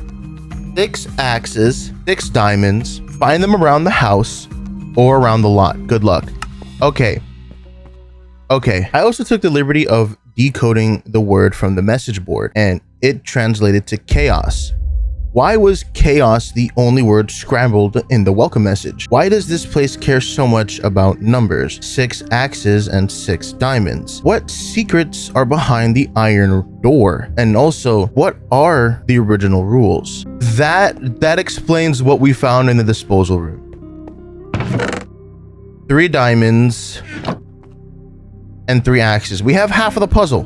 That's 6 items. We have half of the puzzle. But where do we go to find the rest? I mean, there's no chests. Oh wait, there was a chest. Was there not a chest in here?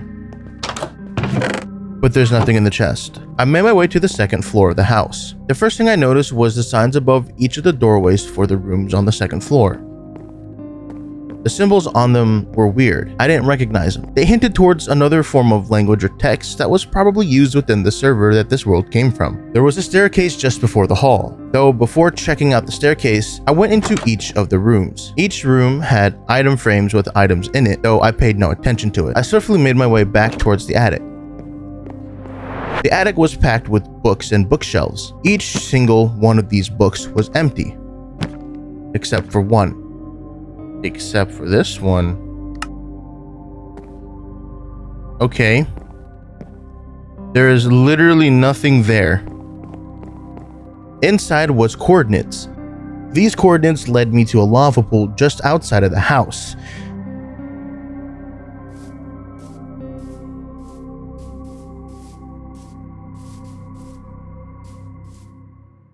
One 186. Okay, I mean, this is the area that we need to be in. When I got there, there was nothing. I searched around and found absolutely nothing. No chest, no structures, no hidden signs, nothing that could lead me to the clues that this book was giving me. So I decided to head back to the house. And then it dawned on me, the items inside of the rooms, they weren't just decorations. They were definitely there for a reason. The rooms at the house. The items in the frames. What if they lead more to something? I took the items and put them in my inventory. Let's spell this out. Okay? So we have a lingering potion, oak leaves, oak saplings, ocelot egg, prismarine stairs, and rod, andesite, acacia log, lime, and lime wool, and vines. I decided to take the first letter from each single one of them. It didn't mean anything at first, but then I remembered repetition matters. So we have a lot of duplicate items, 3 oak saplings, 2 end rods, and 3 prismarine stairs. I decided to treat it like an old numpad. Doing that changed the sequence, and this is the sequence that you get. When rearranged, you get the message, "Look in lava." That's when it started to click. I didn't check if there was anything buried in it. I rushed back to the lava pool and found this. Here, this is 1 block off from here.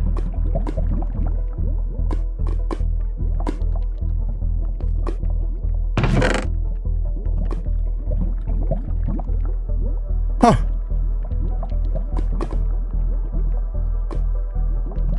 Okay, we got an we need another book. We need 2 more axes and another diamond.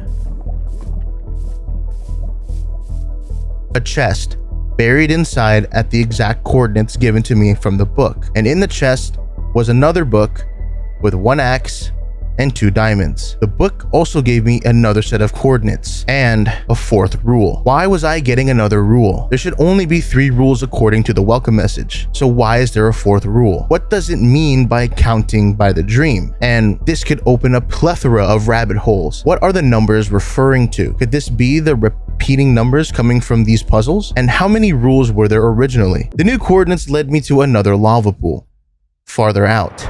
However, this one looked like it was tampered with, as if someone wasn't able to finish doing what they were doing. I don't trust this. I feel like somebody has been here. Like, if this makes any sense, this looks like it was just tampered. They knew I was coming and...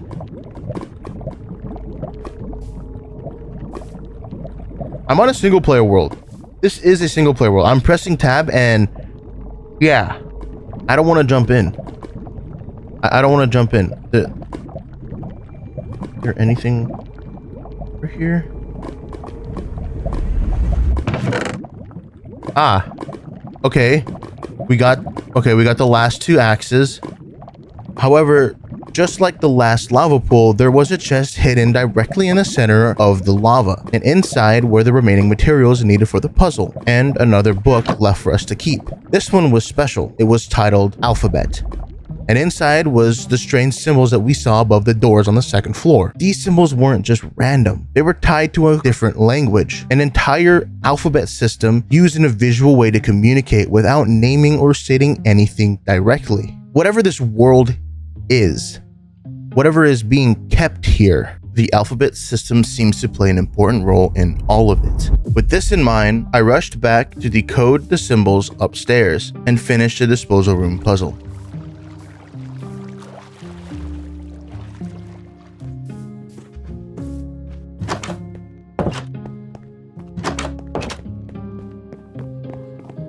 Sleep, fracture. Okay, we have a notes part on this too. So sleep, fracture, that's ET. Loop, observer, fracture, OST. Is this supposed, like, what are we decoding on this? Loop, observer, observer. Et ost asos. And you know what? I should also keep track of the rules that we have. Rule 1 and rule 4. The fact that we have a 4th rule is insane. That means that there might be more rules than what's being shown on this server. So someone really tampered with the rules. Who tampered with the rules? That's the question. What's the point of this rule system too? It seems really weird not being able to access a certain room and then count what the dream counts. Dream, could it be talking about the core? When we look at this though, et ost asos, what sleep, fracture. I can't put it to thought. Is that what this alphabet system is supposed to be? Just a is it like oversimplification of certain thoughts? OST, loop, observer, fracture. End? But wouldn't that be D? Et ost asos. It ends soon. I'm gonna assume. I'm gonna assume that's the translation for this. I say we keep all the books on us, but we have to name them what they are.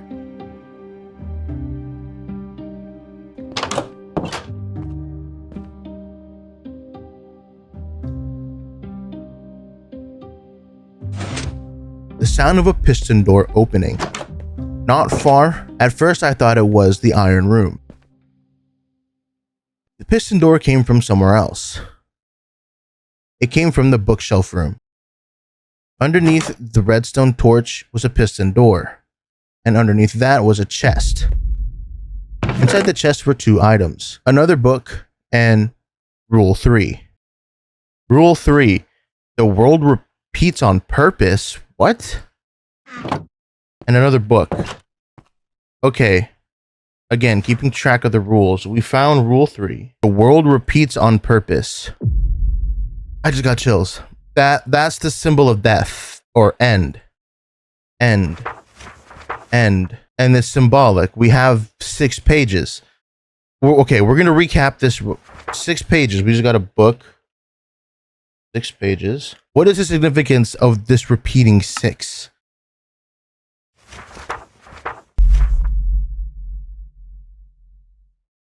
Time is irrelevant here.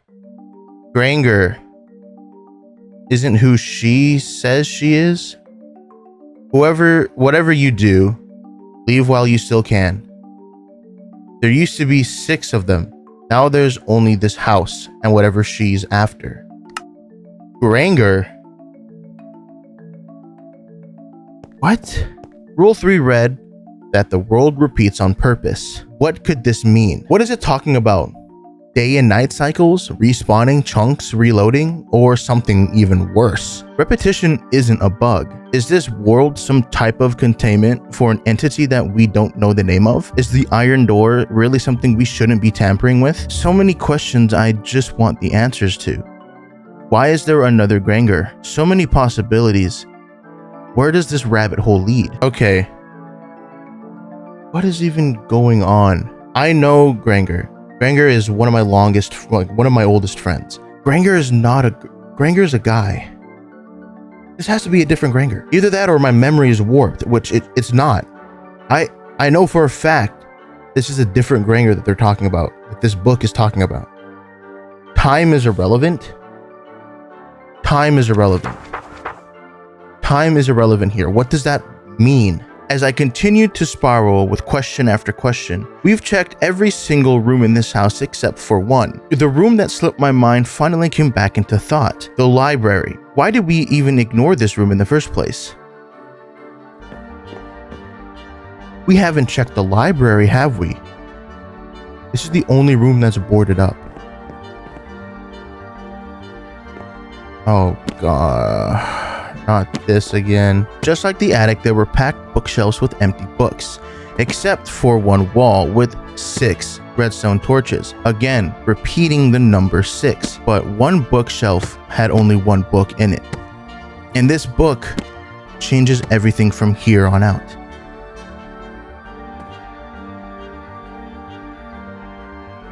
One, 2, 3, 4, 5, 6. There are 6 these and one. I would argue this is on this wall. This is the only bookshelf with a book on it that I can take out.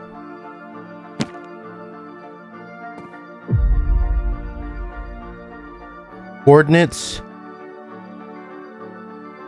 and another Caesar cipher, another puzzle. After shifting it, this is what it says. Where 2 trees lie, cut off by leaves, lie a hidden system for you in your wake. This book gives us coordinates and another cipher. This is where it leads us. This can't be natural. I mean, there's this, but this can't be natural. Upon arriving to the coordinates given to us by the book, we noticed the trees and how the leaves are cut off exactly like the book explained. They were like as if the chunk that the leaves were in disappeared and were somehow replaced with a completely different chunk.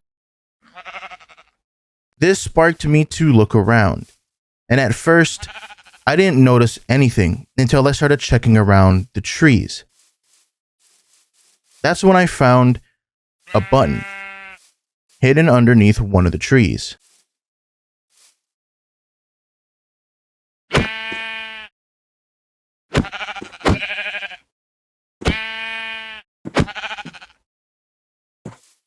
There's a button down there.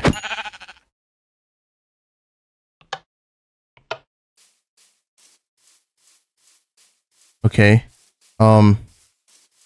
Hey, not that. I mean, that is cut off. Where's the other one? Aha.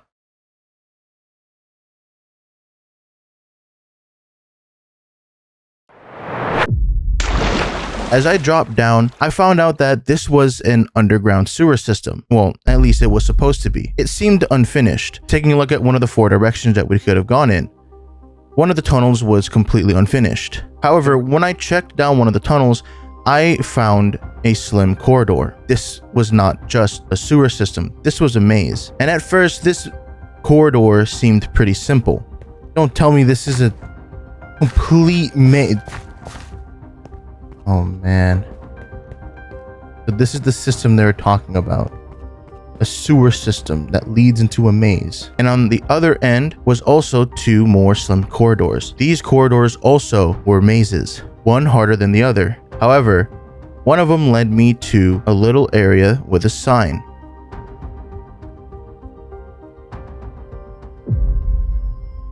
Another one of these ciphers. Let's see. E-D-E-L. Writing this down. E-L-O-O-E-N-D. That's clearly N. We're gonna start spacing that. All right. S. That's another S. O-O-N. Te-lu-en soon. The loop ends soon. Te-lu. Okay. D-E. Fracture sleep, right? L-O-O. Memory loop. I don't like where this is going. The loop ends soon. Your loop ends soon. Your loop ends soon. I felt threatened, as if I'm being warned. If I continue searching for whatever it is that I need to open this door, I'm going to die. I feel like I'm getting closer to a truth that I'm not supposed to know. Maybe the lanterns, maybe this thing with the time, with loops, maybe it has something to do with us. Your loop. Could this mean your time ends soon? Another corridor from there led to a smaller room. And in this room was a chest with a book in it. This book wasn't just a regular book, like all the other books that we found. There was no riddle, there was no puzzle. It was a journal from another player. Hello, I'm Asher. I don't know what loop you're on, but for you to find this means you've been here a while. Time is irrelevant here.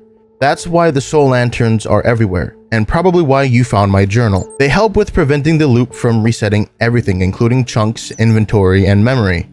I forgot who discovered the use of the lanterns, but thanks to them, it made things a lot easier. Though we don't know the source of these memory loss issues, we made an alphabet system to prevent further issues. Someone on here, known as Granger, keeps coming around whenever we mention I can't remember, it's best I don't say. Could that be what's being kept in containment here? I'm assuming. I'm gonna chunk up that this world is not a world, it's more of like a containment. That's what it feels like. Like, you don't want something to be opened at all. The soul lanterns are being used to prevent certain things from repeating. That's why it's written all over the house, as if it's containing something. These soul lanterns, preventing the chunks in the house from resetting. The iron sealed room. Let's assume that if the world repeats, the chunks reset. That's probably why the trees that we saw, their leaves were cut off. They used to consistently reset before the soul lantern. I don't want to end up like the others, but he keeps mentioning something about individual loops. I don't know what these loops are, but once they are slain by him, they are gone for good. However, he keeps this server in order, prevents chaos, and so far it's been fun. Not knowing what this source they talk about scares me, and as far as anyone else knows, the admins of the server have been talking about a new function system. All 6 of them have talked about a new 6-step rule system that beats this 3-step process they have right now. Something seems off. What is this constant repetition of 6 though? There are 6 rules. There were 6 admin. There were 6 items that we had to collect. It was 6 diamonds and it was 6 axes. There were 6 redstone torches. By now, the repetition of 6 doesn't feel random. There are 2 definitions of 6: numerology and biblical. In numerology, 6 symbolizes the caregiver, which is linked to family, home, and community. Funny because we got a majority of our puzzles from the community home. Biblically, 6 symbolizes humanity, imperfection, and worldly effort. In the Bible, we were created on the 6th day, falling short of the divine perfection of the 7th. It also represents the ultimate human failure without God, but also points to God's grace for imperfect humanity. Our assumptions about this world being some type of containment was correct. However, it is not for a person or for any normal entity. Whatever entity this is, it's considered a divine entity. Basically, to other people, it's a god. Something here has that type of power, that it would be put into a constant loop, or maybe its own power used against it. Whatever it is, I need to know who or what is being kept behind those iron doors. I made my way back and decided to take the route that went farther down. I noticed that it started to reach Deep Slate, and as I continued to explore, I found myself going even farther.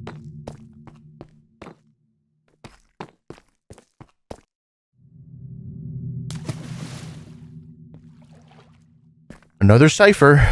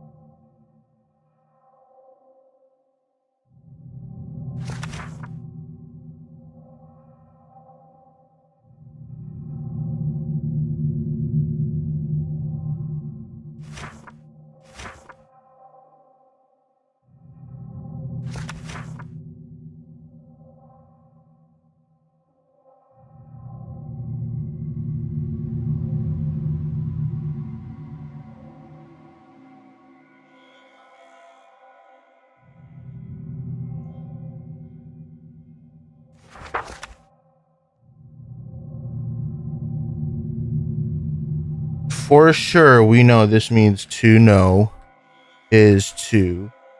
So to know is to what? AE. We chucked this up earlier. This alphabet system is basically a very simplified, just like thought over simplified. If we're thinking this through, basically whatever we look or however we look at this, they're taking out letters from these symbols, right? Or basically they're taking letters out from the words if it's already not in the alphabet. So H got taken out, P got taken out. So A could be to know is to wake, but to wake what? The deep slate level of the sewers was just a gigantic, massive maze. Corridors upon corridors of tunnels that I had to traverse alone.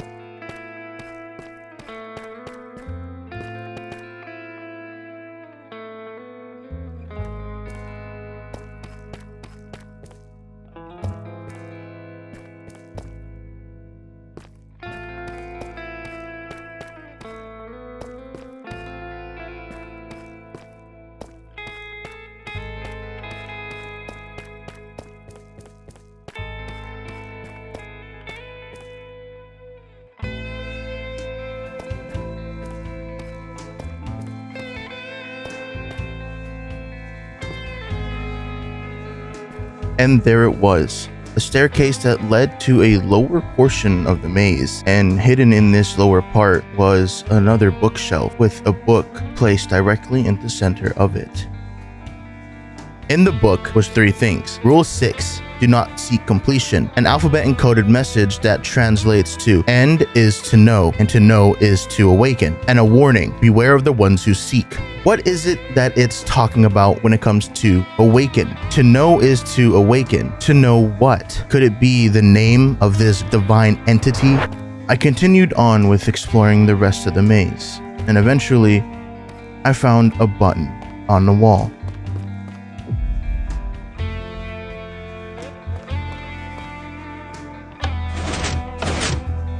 Something within the maze opened, so I quickly backtracked towards the stairs that we came from and started searching the maze to see if anything had changed.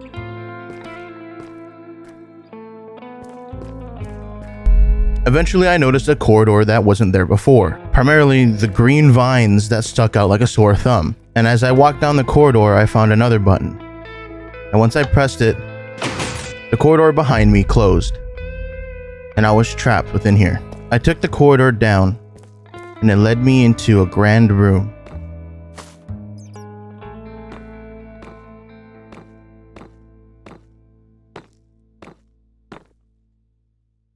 On the other end of the room was a tunnel, and in the middle of the tunnel was a light.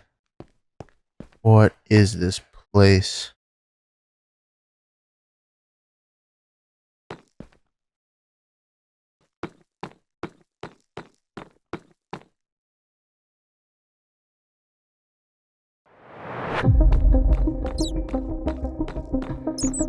As I reached the end of the room, there stood 2 things, a chest and a button. In the chest were 2 books. One book contained a bunch of pages with a bunch of 1s and 0s.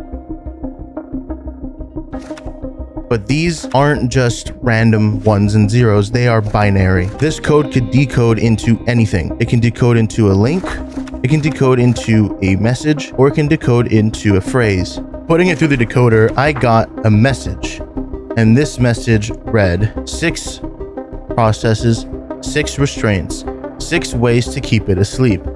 What once took many to dance, play, and contain, now take function, puzzles, riddles, and rhymes. It kind of stuck with me. All of the stuff that we've been doing, the puzzles, decoding messages, which were basically riddles that also turned into rhymes, the Caesar ciphers, all of it was just unraveling this containment that this world poses as, according to this message. They don't want whatever is being kept here to wake up.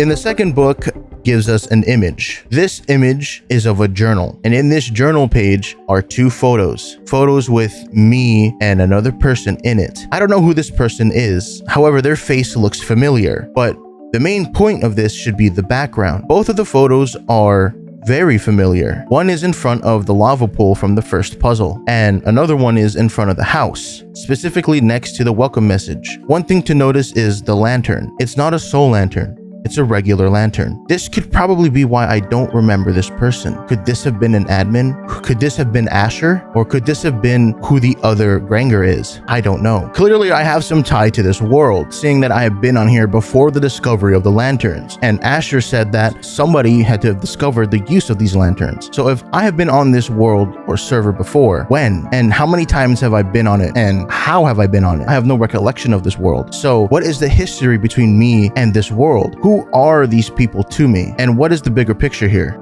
We're given a set of text. Remember all 6 rules. They prevent the source from waking. Waking means completion, and completion means collapse. If you get stuck, continue the loop. This seems like something that you would give an admin, somebody that you trust, as if you were passing down from admin to admin. Or am I making assumptions too irrationally? If you attempt to open the door, consequences will arise. I want to know what's behind that door. At the bottom of the page, there are coordinates. Coordinates that lead far past the lava pool. Now the only question is, how do we get out of the sewer system? What does the button do?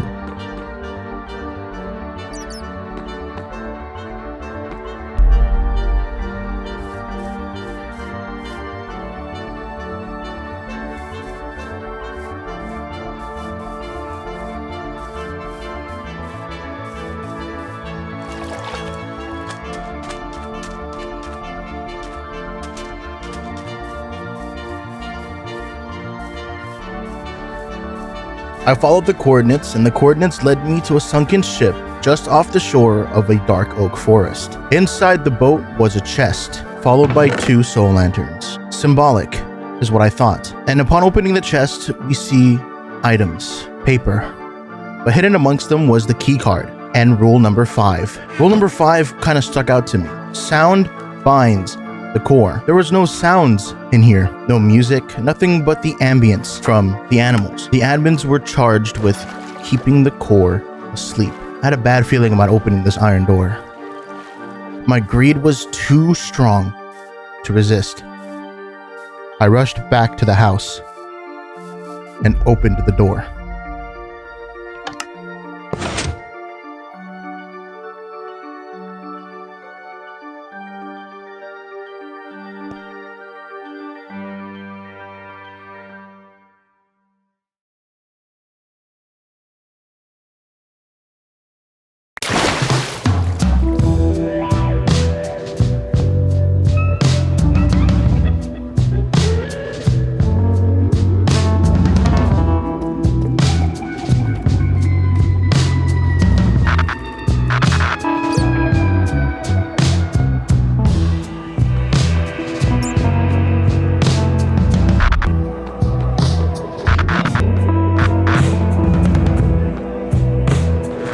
While scrolling through my inbox, I noticed a weird email from a weird user with a short message stating, "Come and solve the puzzle. You are not the first, you will not be the last, but you are on time. The outcome is already set." And attached was a Google Drive link. I hovered over this link contemplating my options, as this can be many things: a malware or a prank, and maybe even something worse. I even attempted to send them an email and got no response. They flat out ignored me. I decided to click on the link, letting my curiosity win, and as I opened the file, I noticed that it contained photos and videos, including an audio file. The first things I decided to do was to go look at the photos. There were 3: past, present, and future. The past held the photo of an unnamed girl, present held one of an unnamed man, and the future held one of me. It brought me questions, as I don't know how I got into this file. Maybe it could have been somebody who was posing as me. Taking a look at the background, these seem to be taken on some kind of map, but I don't have the world that these photos were taken in. However, I brushed this unease feeling off and shifted my focus towards the videos.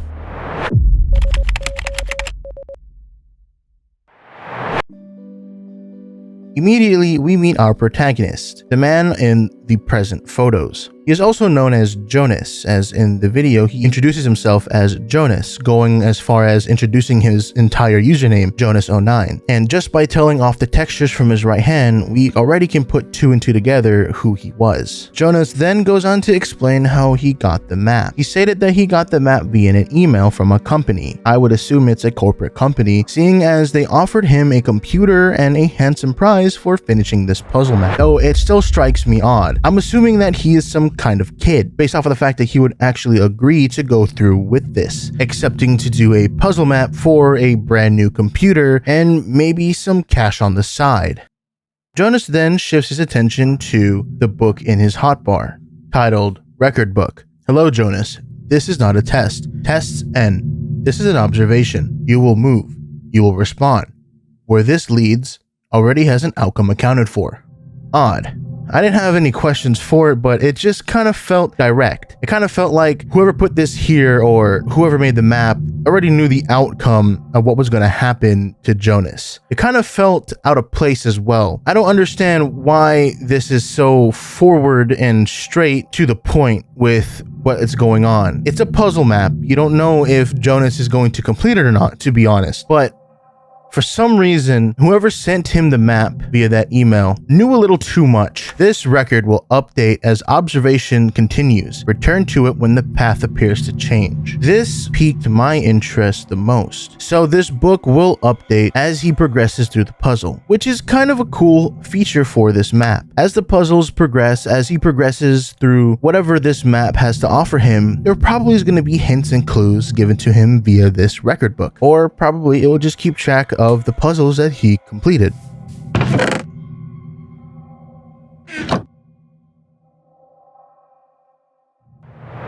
Jonas opens the chest that has been patiently waiting for us since the beginning. Within the chest held 3 items: a compass that points north, a compass that points home, and a book. The book read, "Follow the lights, solve the puzzles, return to the house with whatever is given." So whatever the puzzles have as a reward is most likely going to be used to solve the other puzzles, or in fact probably recorded within the record book. But I want to point out the 2 compasses. What's the significance of having one to north when in reality you would only need one for the house? You're inside of a maze. You really just need one to keep where your spawn is. So this got me thinking, could the maze and the world be tied to direction? Is direction going to be something that is of importance when it comes to solving whatever puzzles are left behind? Whatever puzzles this mystery emailer has left for us to solve. Seems pretty straightforward. Jonas was ready to tackle whatever puzzle that he came across first. The glowy vines?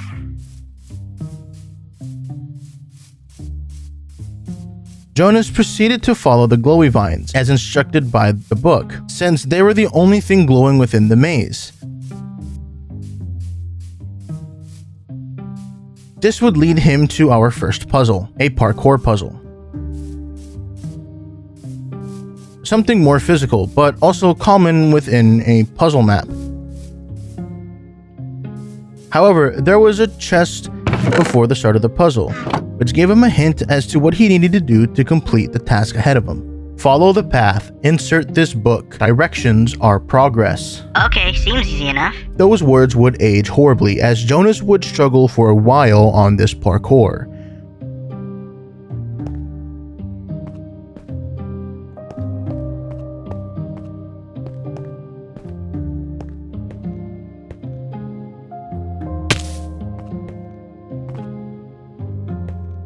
Eventually, he would make his way up to the top of one of the maze walls, where a plaque would be there with a book on it, which would unlock a piston door on the other side of the wall he was on. Hearing it, he would backtrack through the puzzle and find that a hidden door opened.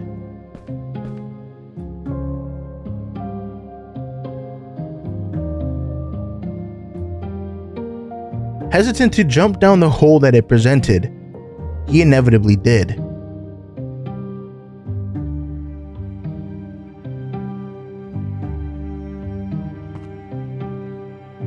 Falling into a pool of water, he found himself in some kind of chamber room, and in front of him stood a sheep in some kind of contraption. There was something weird though, a chest and 2 other plaques. Above them were signs that said yes or no, and within the chest held a book and a paper that said vote.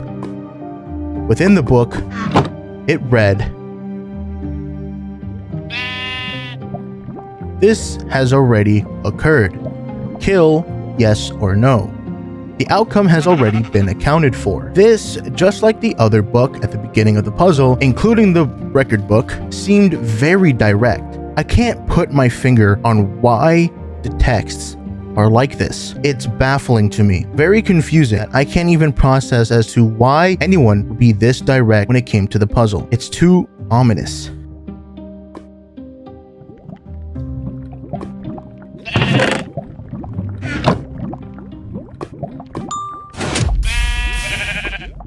And just like that, no hesitation, Jonas selected yes. Though a little less guilty on the conscious side, he killed a sheep, still deciding to take a life. Now comes the fact that, how did he get out of the room? We don't know because this is where the video ends. We don't get that answer. I decided to backtrack to the files and go to the second video, and that's when the audio file caught my eye. I completely overlooked it, so I decided to take a look at what it was.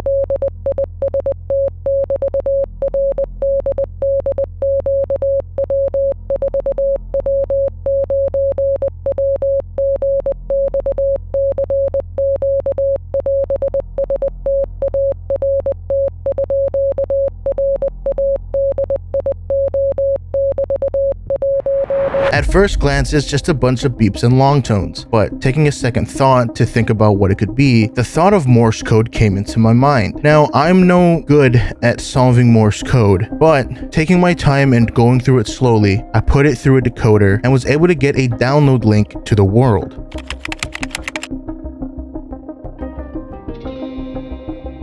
Alright. Oh gosh, it's dark. We're gonna backtrack from Jonas' point of view. So, seeing from his first video, it said that there are puzzles around here. And I have a soul that is most concerning. Okay.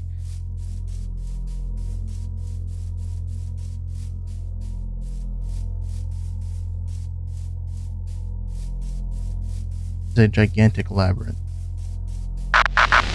Remembering what Jonas's book told him about the maze, I kind of just wandered off a little bit. But remember, we're here to see and backtrack through Jonas's footsteps within this jumping puzzle and kind of get to the bottom of what happened to him within the room. Now, there are 2 things that I kind of want to point out: the soul lantern and the time of day. Why is the soul lantern in my inventory? It wasn't in Jonas's inventory. And why is it set to night? Did the dev just magically decide to change it and give it to me at a different time of day? Or is there a significant reason that my world is at night and Jonas wasn't? In all, I went through the same process as Jonas did, looking into the record book and looking into the book and compasses inside the chest. I noticed a few key differences. First off, the book in my inventory refers to me as player. So why was Jonas's book referring to him by his username? How did the dev have such a bad grammatical error? And lastly, the book in the chest is definitely suspicious. It's harsh and it knows a little too much. How did it know that I watched Jonas's video? And how does it know that I'm going to be using it as a reference for the maze? That's something that it should not know. That's something that the dev shouldn't know. So what is going on here? Is our mystery emailer secretly stalking me through my computer, or is this just a coincidence? However, before we continue, there is one thing that we need to backtrack to: Jonas's second recording.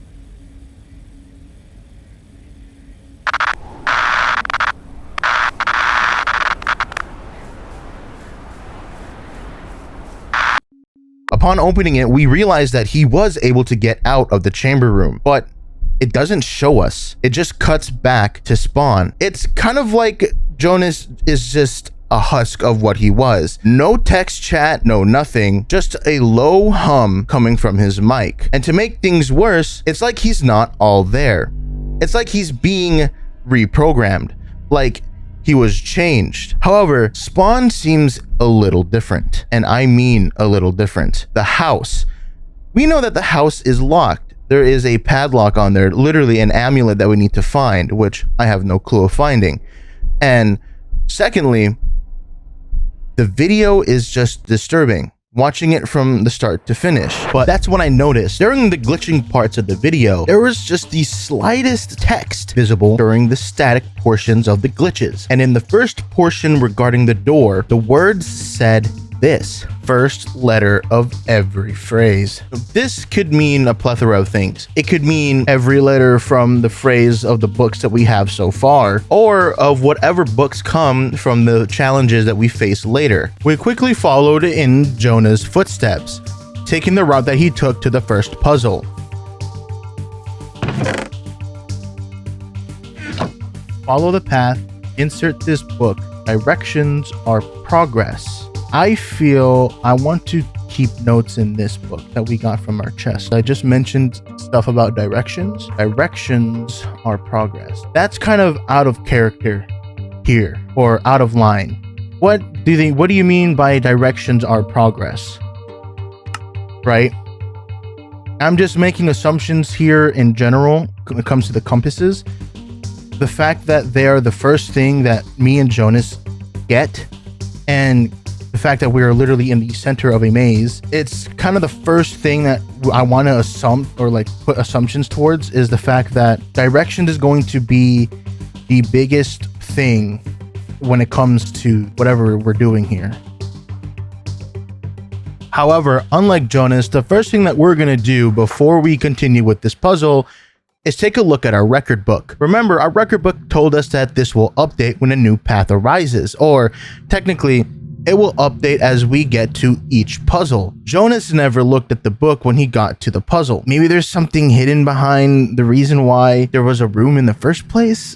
Maybe why there was a hidden door? Or not, because the book says, take what's needed to find what's hidden, essentially.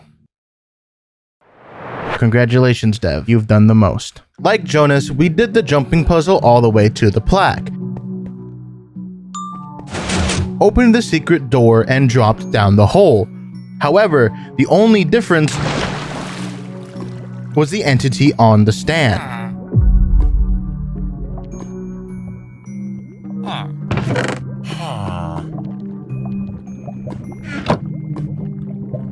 So this is the same thing. This outcome, this has already occurred. Kill, yes or no. This outcome has already been accounted for.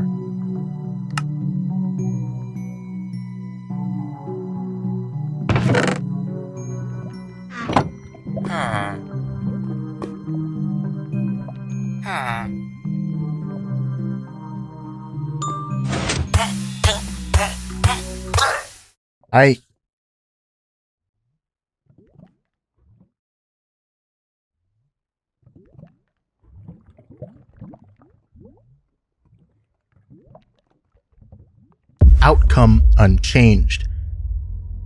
Suddenly, I felt this overwhelming presence, as if I wasn't necessarily alone on the world. As messed up as it is, it was a villager. However, now comes the hard part, figuring out how he got out of the room. The first things that I noticed was that there were holes in the walls, particularly one hole that held a plaque with a soul lantern on it. Convenient, isn't it? As if it was meant to be there for a specific person. Putting the lantern into the plaque, a piston door closed one of the lava falls on one of the sides of the room. This opened up a hidden room that held 4 more plaques with items in it and 2 chests. The first 3 plaques that we see coming into this room had a chest next to it with a book and quill inside, reading observation incomplete, data missing. All inputs must be accounted for. One reoccurring thing with the books is that whoever wrote these definitely sounds like they were collecting data on whoever was on the world. The only question is, how were they able to do this? What is the dev recording data for? Jotting this down for later, as this could be something pivotal for another use, I turned my attention towards the soul lantern on the first plaque. I gave it a try and no, it's not the one in our inventory. I changed my attention to the plaque behind us. In the chest held a paper called exit, and using it on the plaque opened a hidden door that led us out of the room. Now came to the puzzle. Though a pretty easy puzzle, there were other holes in the wall. Checking these holes, they had chests inside them, each holding a variety of items from pebbles to stones to even redstone torches and logs. Though 3 chests held the items that we need: the redstone dust titled the loot, the lantern titled the past, and the soul lantern titled the soul. But they all seem familiar. I can't put my finger on it, but it feels very familiar to me. Like I've seen them, heard them somewhere. But I digress. As we continue, we go back into the room to put them in the plaques.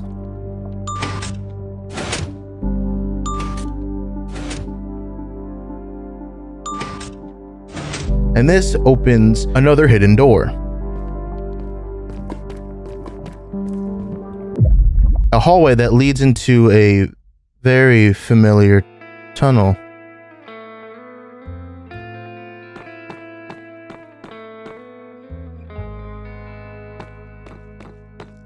At the end of the tunnel was a trapdoor with a ladder and a chest next to it that said room items only. Putting the room items that I had in my inventory within this chest opened the iron door, letting us out of the room.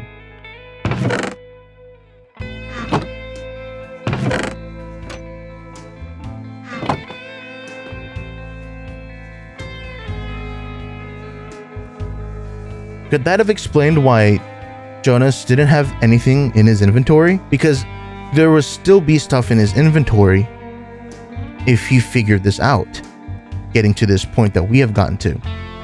It doesn't explain why all the other items like the compasses and the books we got previous to the chamber room disappeared. Upon leaving, I noticed the vines. Following them, it led me back to the jumping puzzle and of course back to spawn.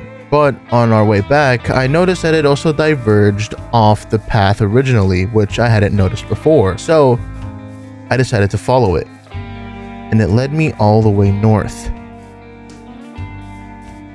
The overwhelming presence I felt before made itself known once again.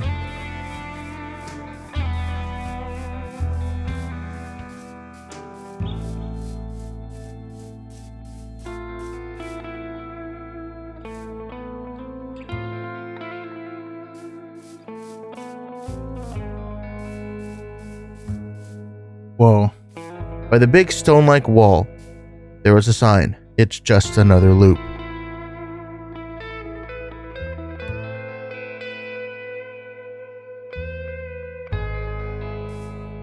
First the redstone in the chamber.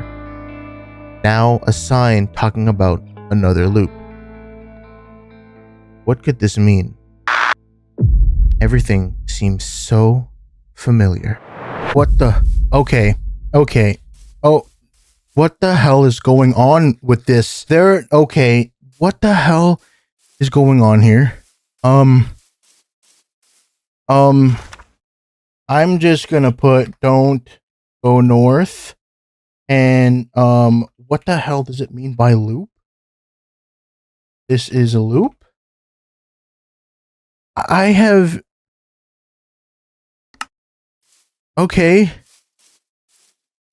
Okay, I'm checking the record book again.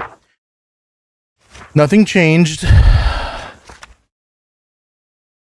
Observation recorded, outcome unchanged. What do you mean outcome unchanged? What is going on? We appear back at spawn, but spawn seems a little bit different. I don't remember getting here, and I don't know how the world changed to how Jonas's world was. It's no longer nighttime, it's daytime. Now I'm confused. After finding the sign over in the north, my game glitched out. Though my inventory stayed intact, we checked our book and got an unchanged outcome. Something in this world definitely is watching us. something or someone is watching me from my computer. It's just, there's no other explanation from that. Aside from that, something in the chest at spawn appeared. A barrier block. The same barrier block needed to open the door that Jonas showed us in the second video. Could this be the continuation of the puzzles, and what rabbit hole are we diving down this time?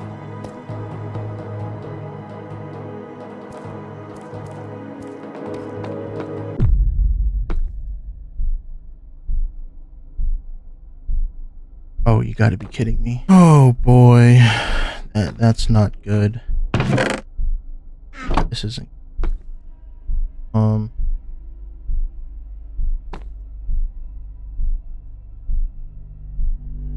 I don't know how to solve this. This is gonna be so difficult to solve.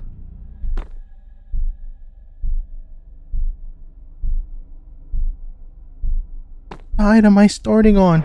And there it is.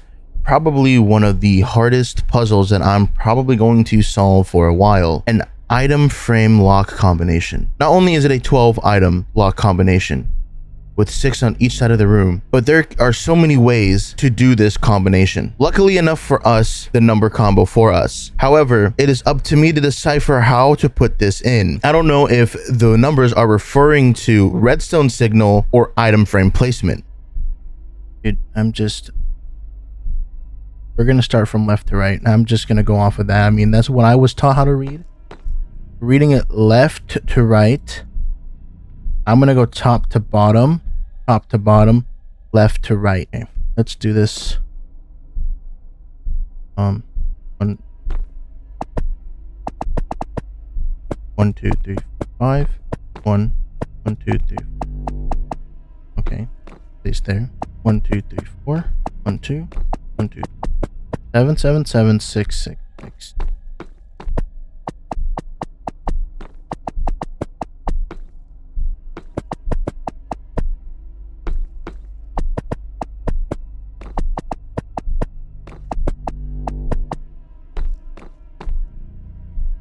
That was the wrong code, meaning that the item frames were going based off a redstone signal. Easy fix for us, and in doing so, the door opened. And within this door came a book on a lectern. The book read, "The path was recorded before you arrived." This immediately makes me think about Jonas, as before we even got here, all of this was pre-recorded with Jonas's videos. Now this also brings up what we talked about earlier, what we saw in the glitches from Jonas's second video. First letter of every phrase applies here, and this could apply for everything in every other book. TWBA. At first I thought it was a Caesar cipher, and inevitably I could not find a single shift that would give me a word. So I started to think and ponder on this. Definitely hints towards the first puzzle that we went to, as that's the only puzzle that was recorded before we got onto the world. So it got me thinking, what direction was that puzzle headed? And that direction was west. So what does TWBA stand for? Well, W has to stand for west. There's no doubt about that, as the message itself is clearly pointing towards west. Like I said, the compasses are pointing towards direction being something of importance within this maze. I do not know what B and A stand for. It could be before arrival. It could be backtrack something. For now, the first two on TWBA, I am 100% sure stands for true west. I also took the liberty of going back and looking at the other stuff in the books. A couple things I found were this. Our record book, when we first came across the first puzzle, if we take the first letters of those phrases, WCTA, we get OULS. When rearranged, we get soul. If we take the last letter from the paragraph above, we get souls. AWCTA shifted 18 times gives us souls. So there are Caesar ciphers hidden within the messages given to us. I went back and decided to go through every single book, including the record book updates. These were the only ones I got. AWCTA and the first puzzle book, FIDP. When shifted 25 times gets us echo. Now this had me questioning souls and echo. Could it be talking about me, or could it be talking about something else? Maybe with Jonas, and maybe even the past. Echoed souls echo. Could it be talking about memory? Maybe I've done this before. Maybe I've been here before, and my soul from the past is just echoing its memories forward. but something struck me odd as we went to leave. I remembered not seeing any plaque or way of getting out through the iron door. But then at the top of the staircase we came in from, a plaque randomly appeared. Is this world updating as we play it? And why did it take me so long to even come up with this kind of conclusion? It's kind of obvious to say so myself, as the book literally states that the book will update as we progress. Basically, I should have had the assumption that the world would update alongside it. However, I never really thought of that, and to be honest, I don't know what to think. So, what is hiding in the West? What secrets are we going to be finding? And where am I in the middle of all of this?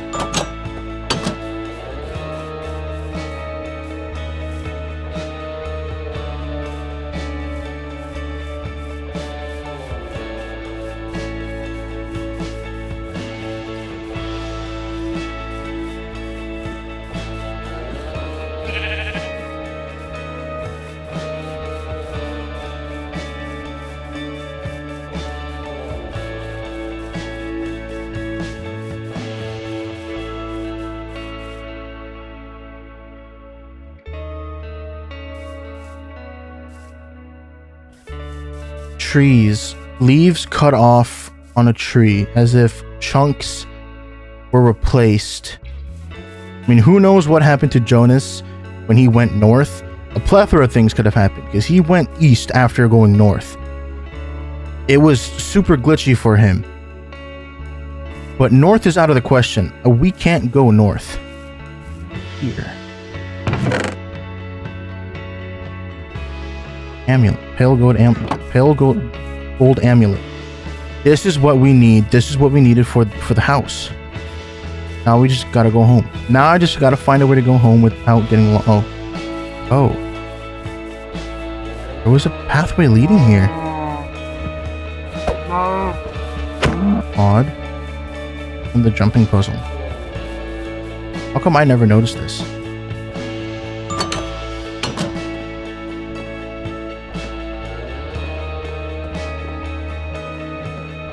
My question is, how did he get this, and how did he know about it? Jonas didn't unlock he didn't unlock it. What is? We have something else to look for. Okay. Another book. Just something about this feels off. Soul lanterns, really? The glow. There was even a soul lantern down in the escape room that we came from. The very weird, I don't even know how to describe it. It's just so weird. Now we got another book and quill from the chest. So this is definitely going to lead us somewhere. But I want to know what the record book has to say about this. Because this is definitely something that would be recorded, right? Because Jonas was able to open this without even going into the barrier puzzle room. We'll say that. We'll call the other one the jumping puzzle room. But if he was able to open this without even going into that puzzle room, then he must have just explored this for days, right? My assumption with Jonas was that he did not go into the barrier puzzle room. We know that his inventory was wiped, though there could be a big plot point missing between what happened with him inside the chamber room after the jumping puzzle and what happened with him when he returned back to spawn. When we went north, we got our daytime changed from night to day. It could have been the same situation with him. There are a lot of things that are weird with his second video, but basically thinking about it, it probably was in a loop. He started in the day, ended in the night. I started in the night. Now I'm in the day. So there's probably some correlation there. However, the main issue is what happens when you don't follow the rules, which in this case, the rules would be to do the puzzles according to order from first to last. If he just went around exploring after the first puzzle, that would explain why he was acting the way he was in the second video. Like he just changed out of nowhere, like a personality switch. There's a lot of questions I want to ask here. I feel a lot of it has to do with the Outer Rim. I don't know how this correlates, but something between the two is fishy. Observations as if something is meant to be kept here, as if there's an outcome that they're expecting to change, or maybe an outcome they're expecting to keep. You arrived at the moment where entry had already occurred. The record updates to reflect your awareness. The gate was never sealed. Proceed. Observation continues. I still don't understand the consensus of this record book. So clearly I'm being recorded. Or not recorded, but observed. And I don't know what the hell is observing me. But I'll tell you this for sure. I need to get that to open whatever the hell is in that. Another puzzle, another layer to this. And I'm not liking where this is going. Every arrival seems to begin.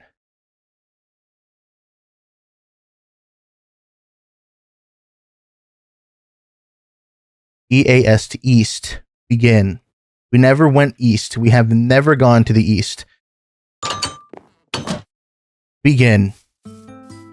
So we decided to go east, following the book's instructions, just to see what we can find.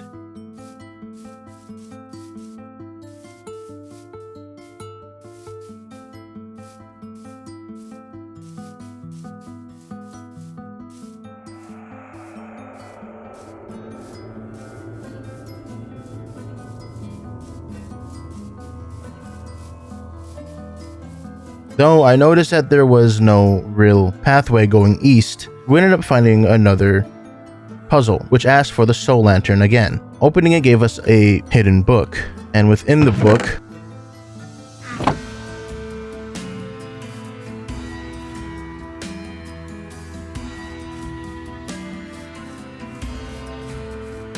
gave us a puzzle from another world.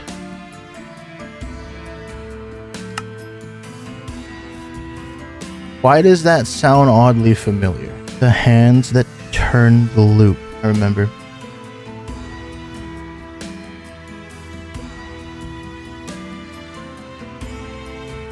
I'm in another loop. The memories started to come back. This cipher was used like a numpad, and it was deciphered to be look in lava. The only other lava source that we saw was farther down aisle. We see that the lava looks like it was tampered with, like someone took a chunk of it out. Going to the chunk that was taken out, we find that there was a chest hidden inside, and inside held a book telling us to go south. Something once undone takes hold. Going south, baby. Which we did. I remember everything that happened. It was in our face the whole entire time. I started to remember everything from the previous world. The puzzles, the alphabet system, the signs, functions, the rules. We got 5 rules the last time, but we were missing one. One pivotal rule. One that leads us towards completion. But that's something that we don't want. Why? And I'm starting to piece it together. And that's something we would have never found.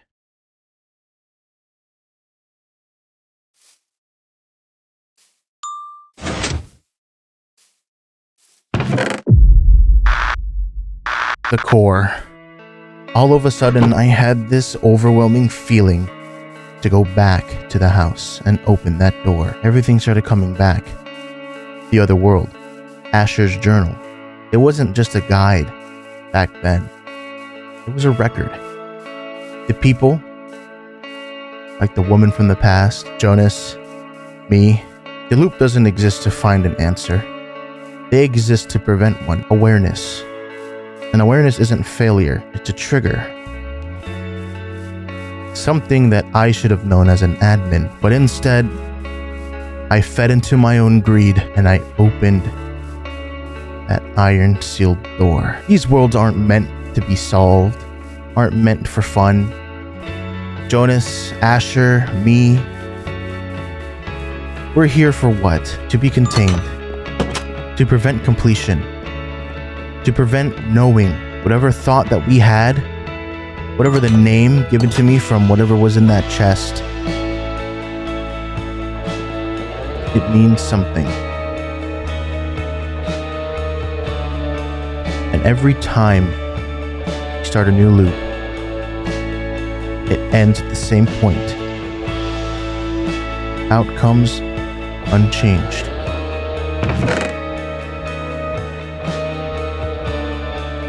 Core function resumed.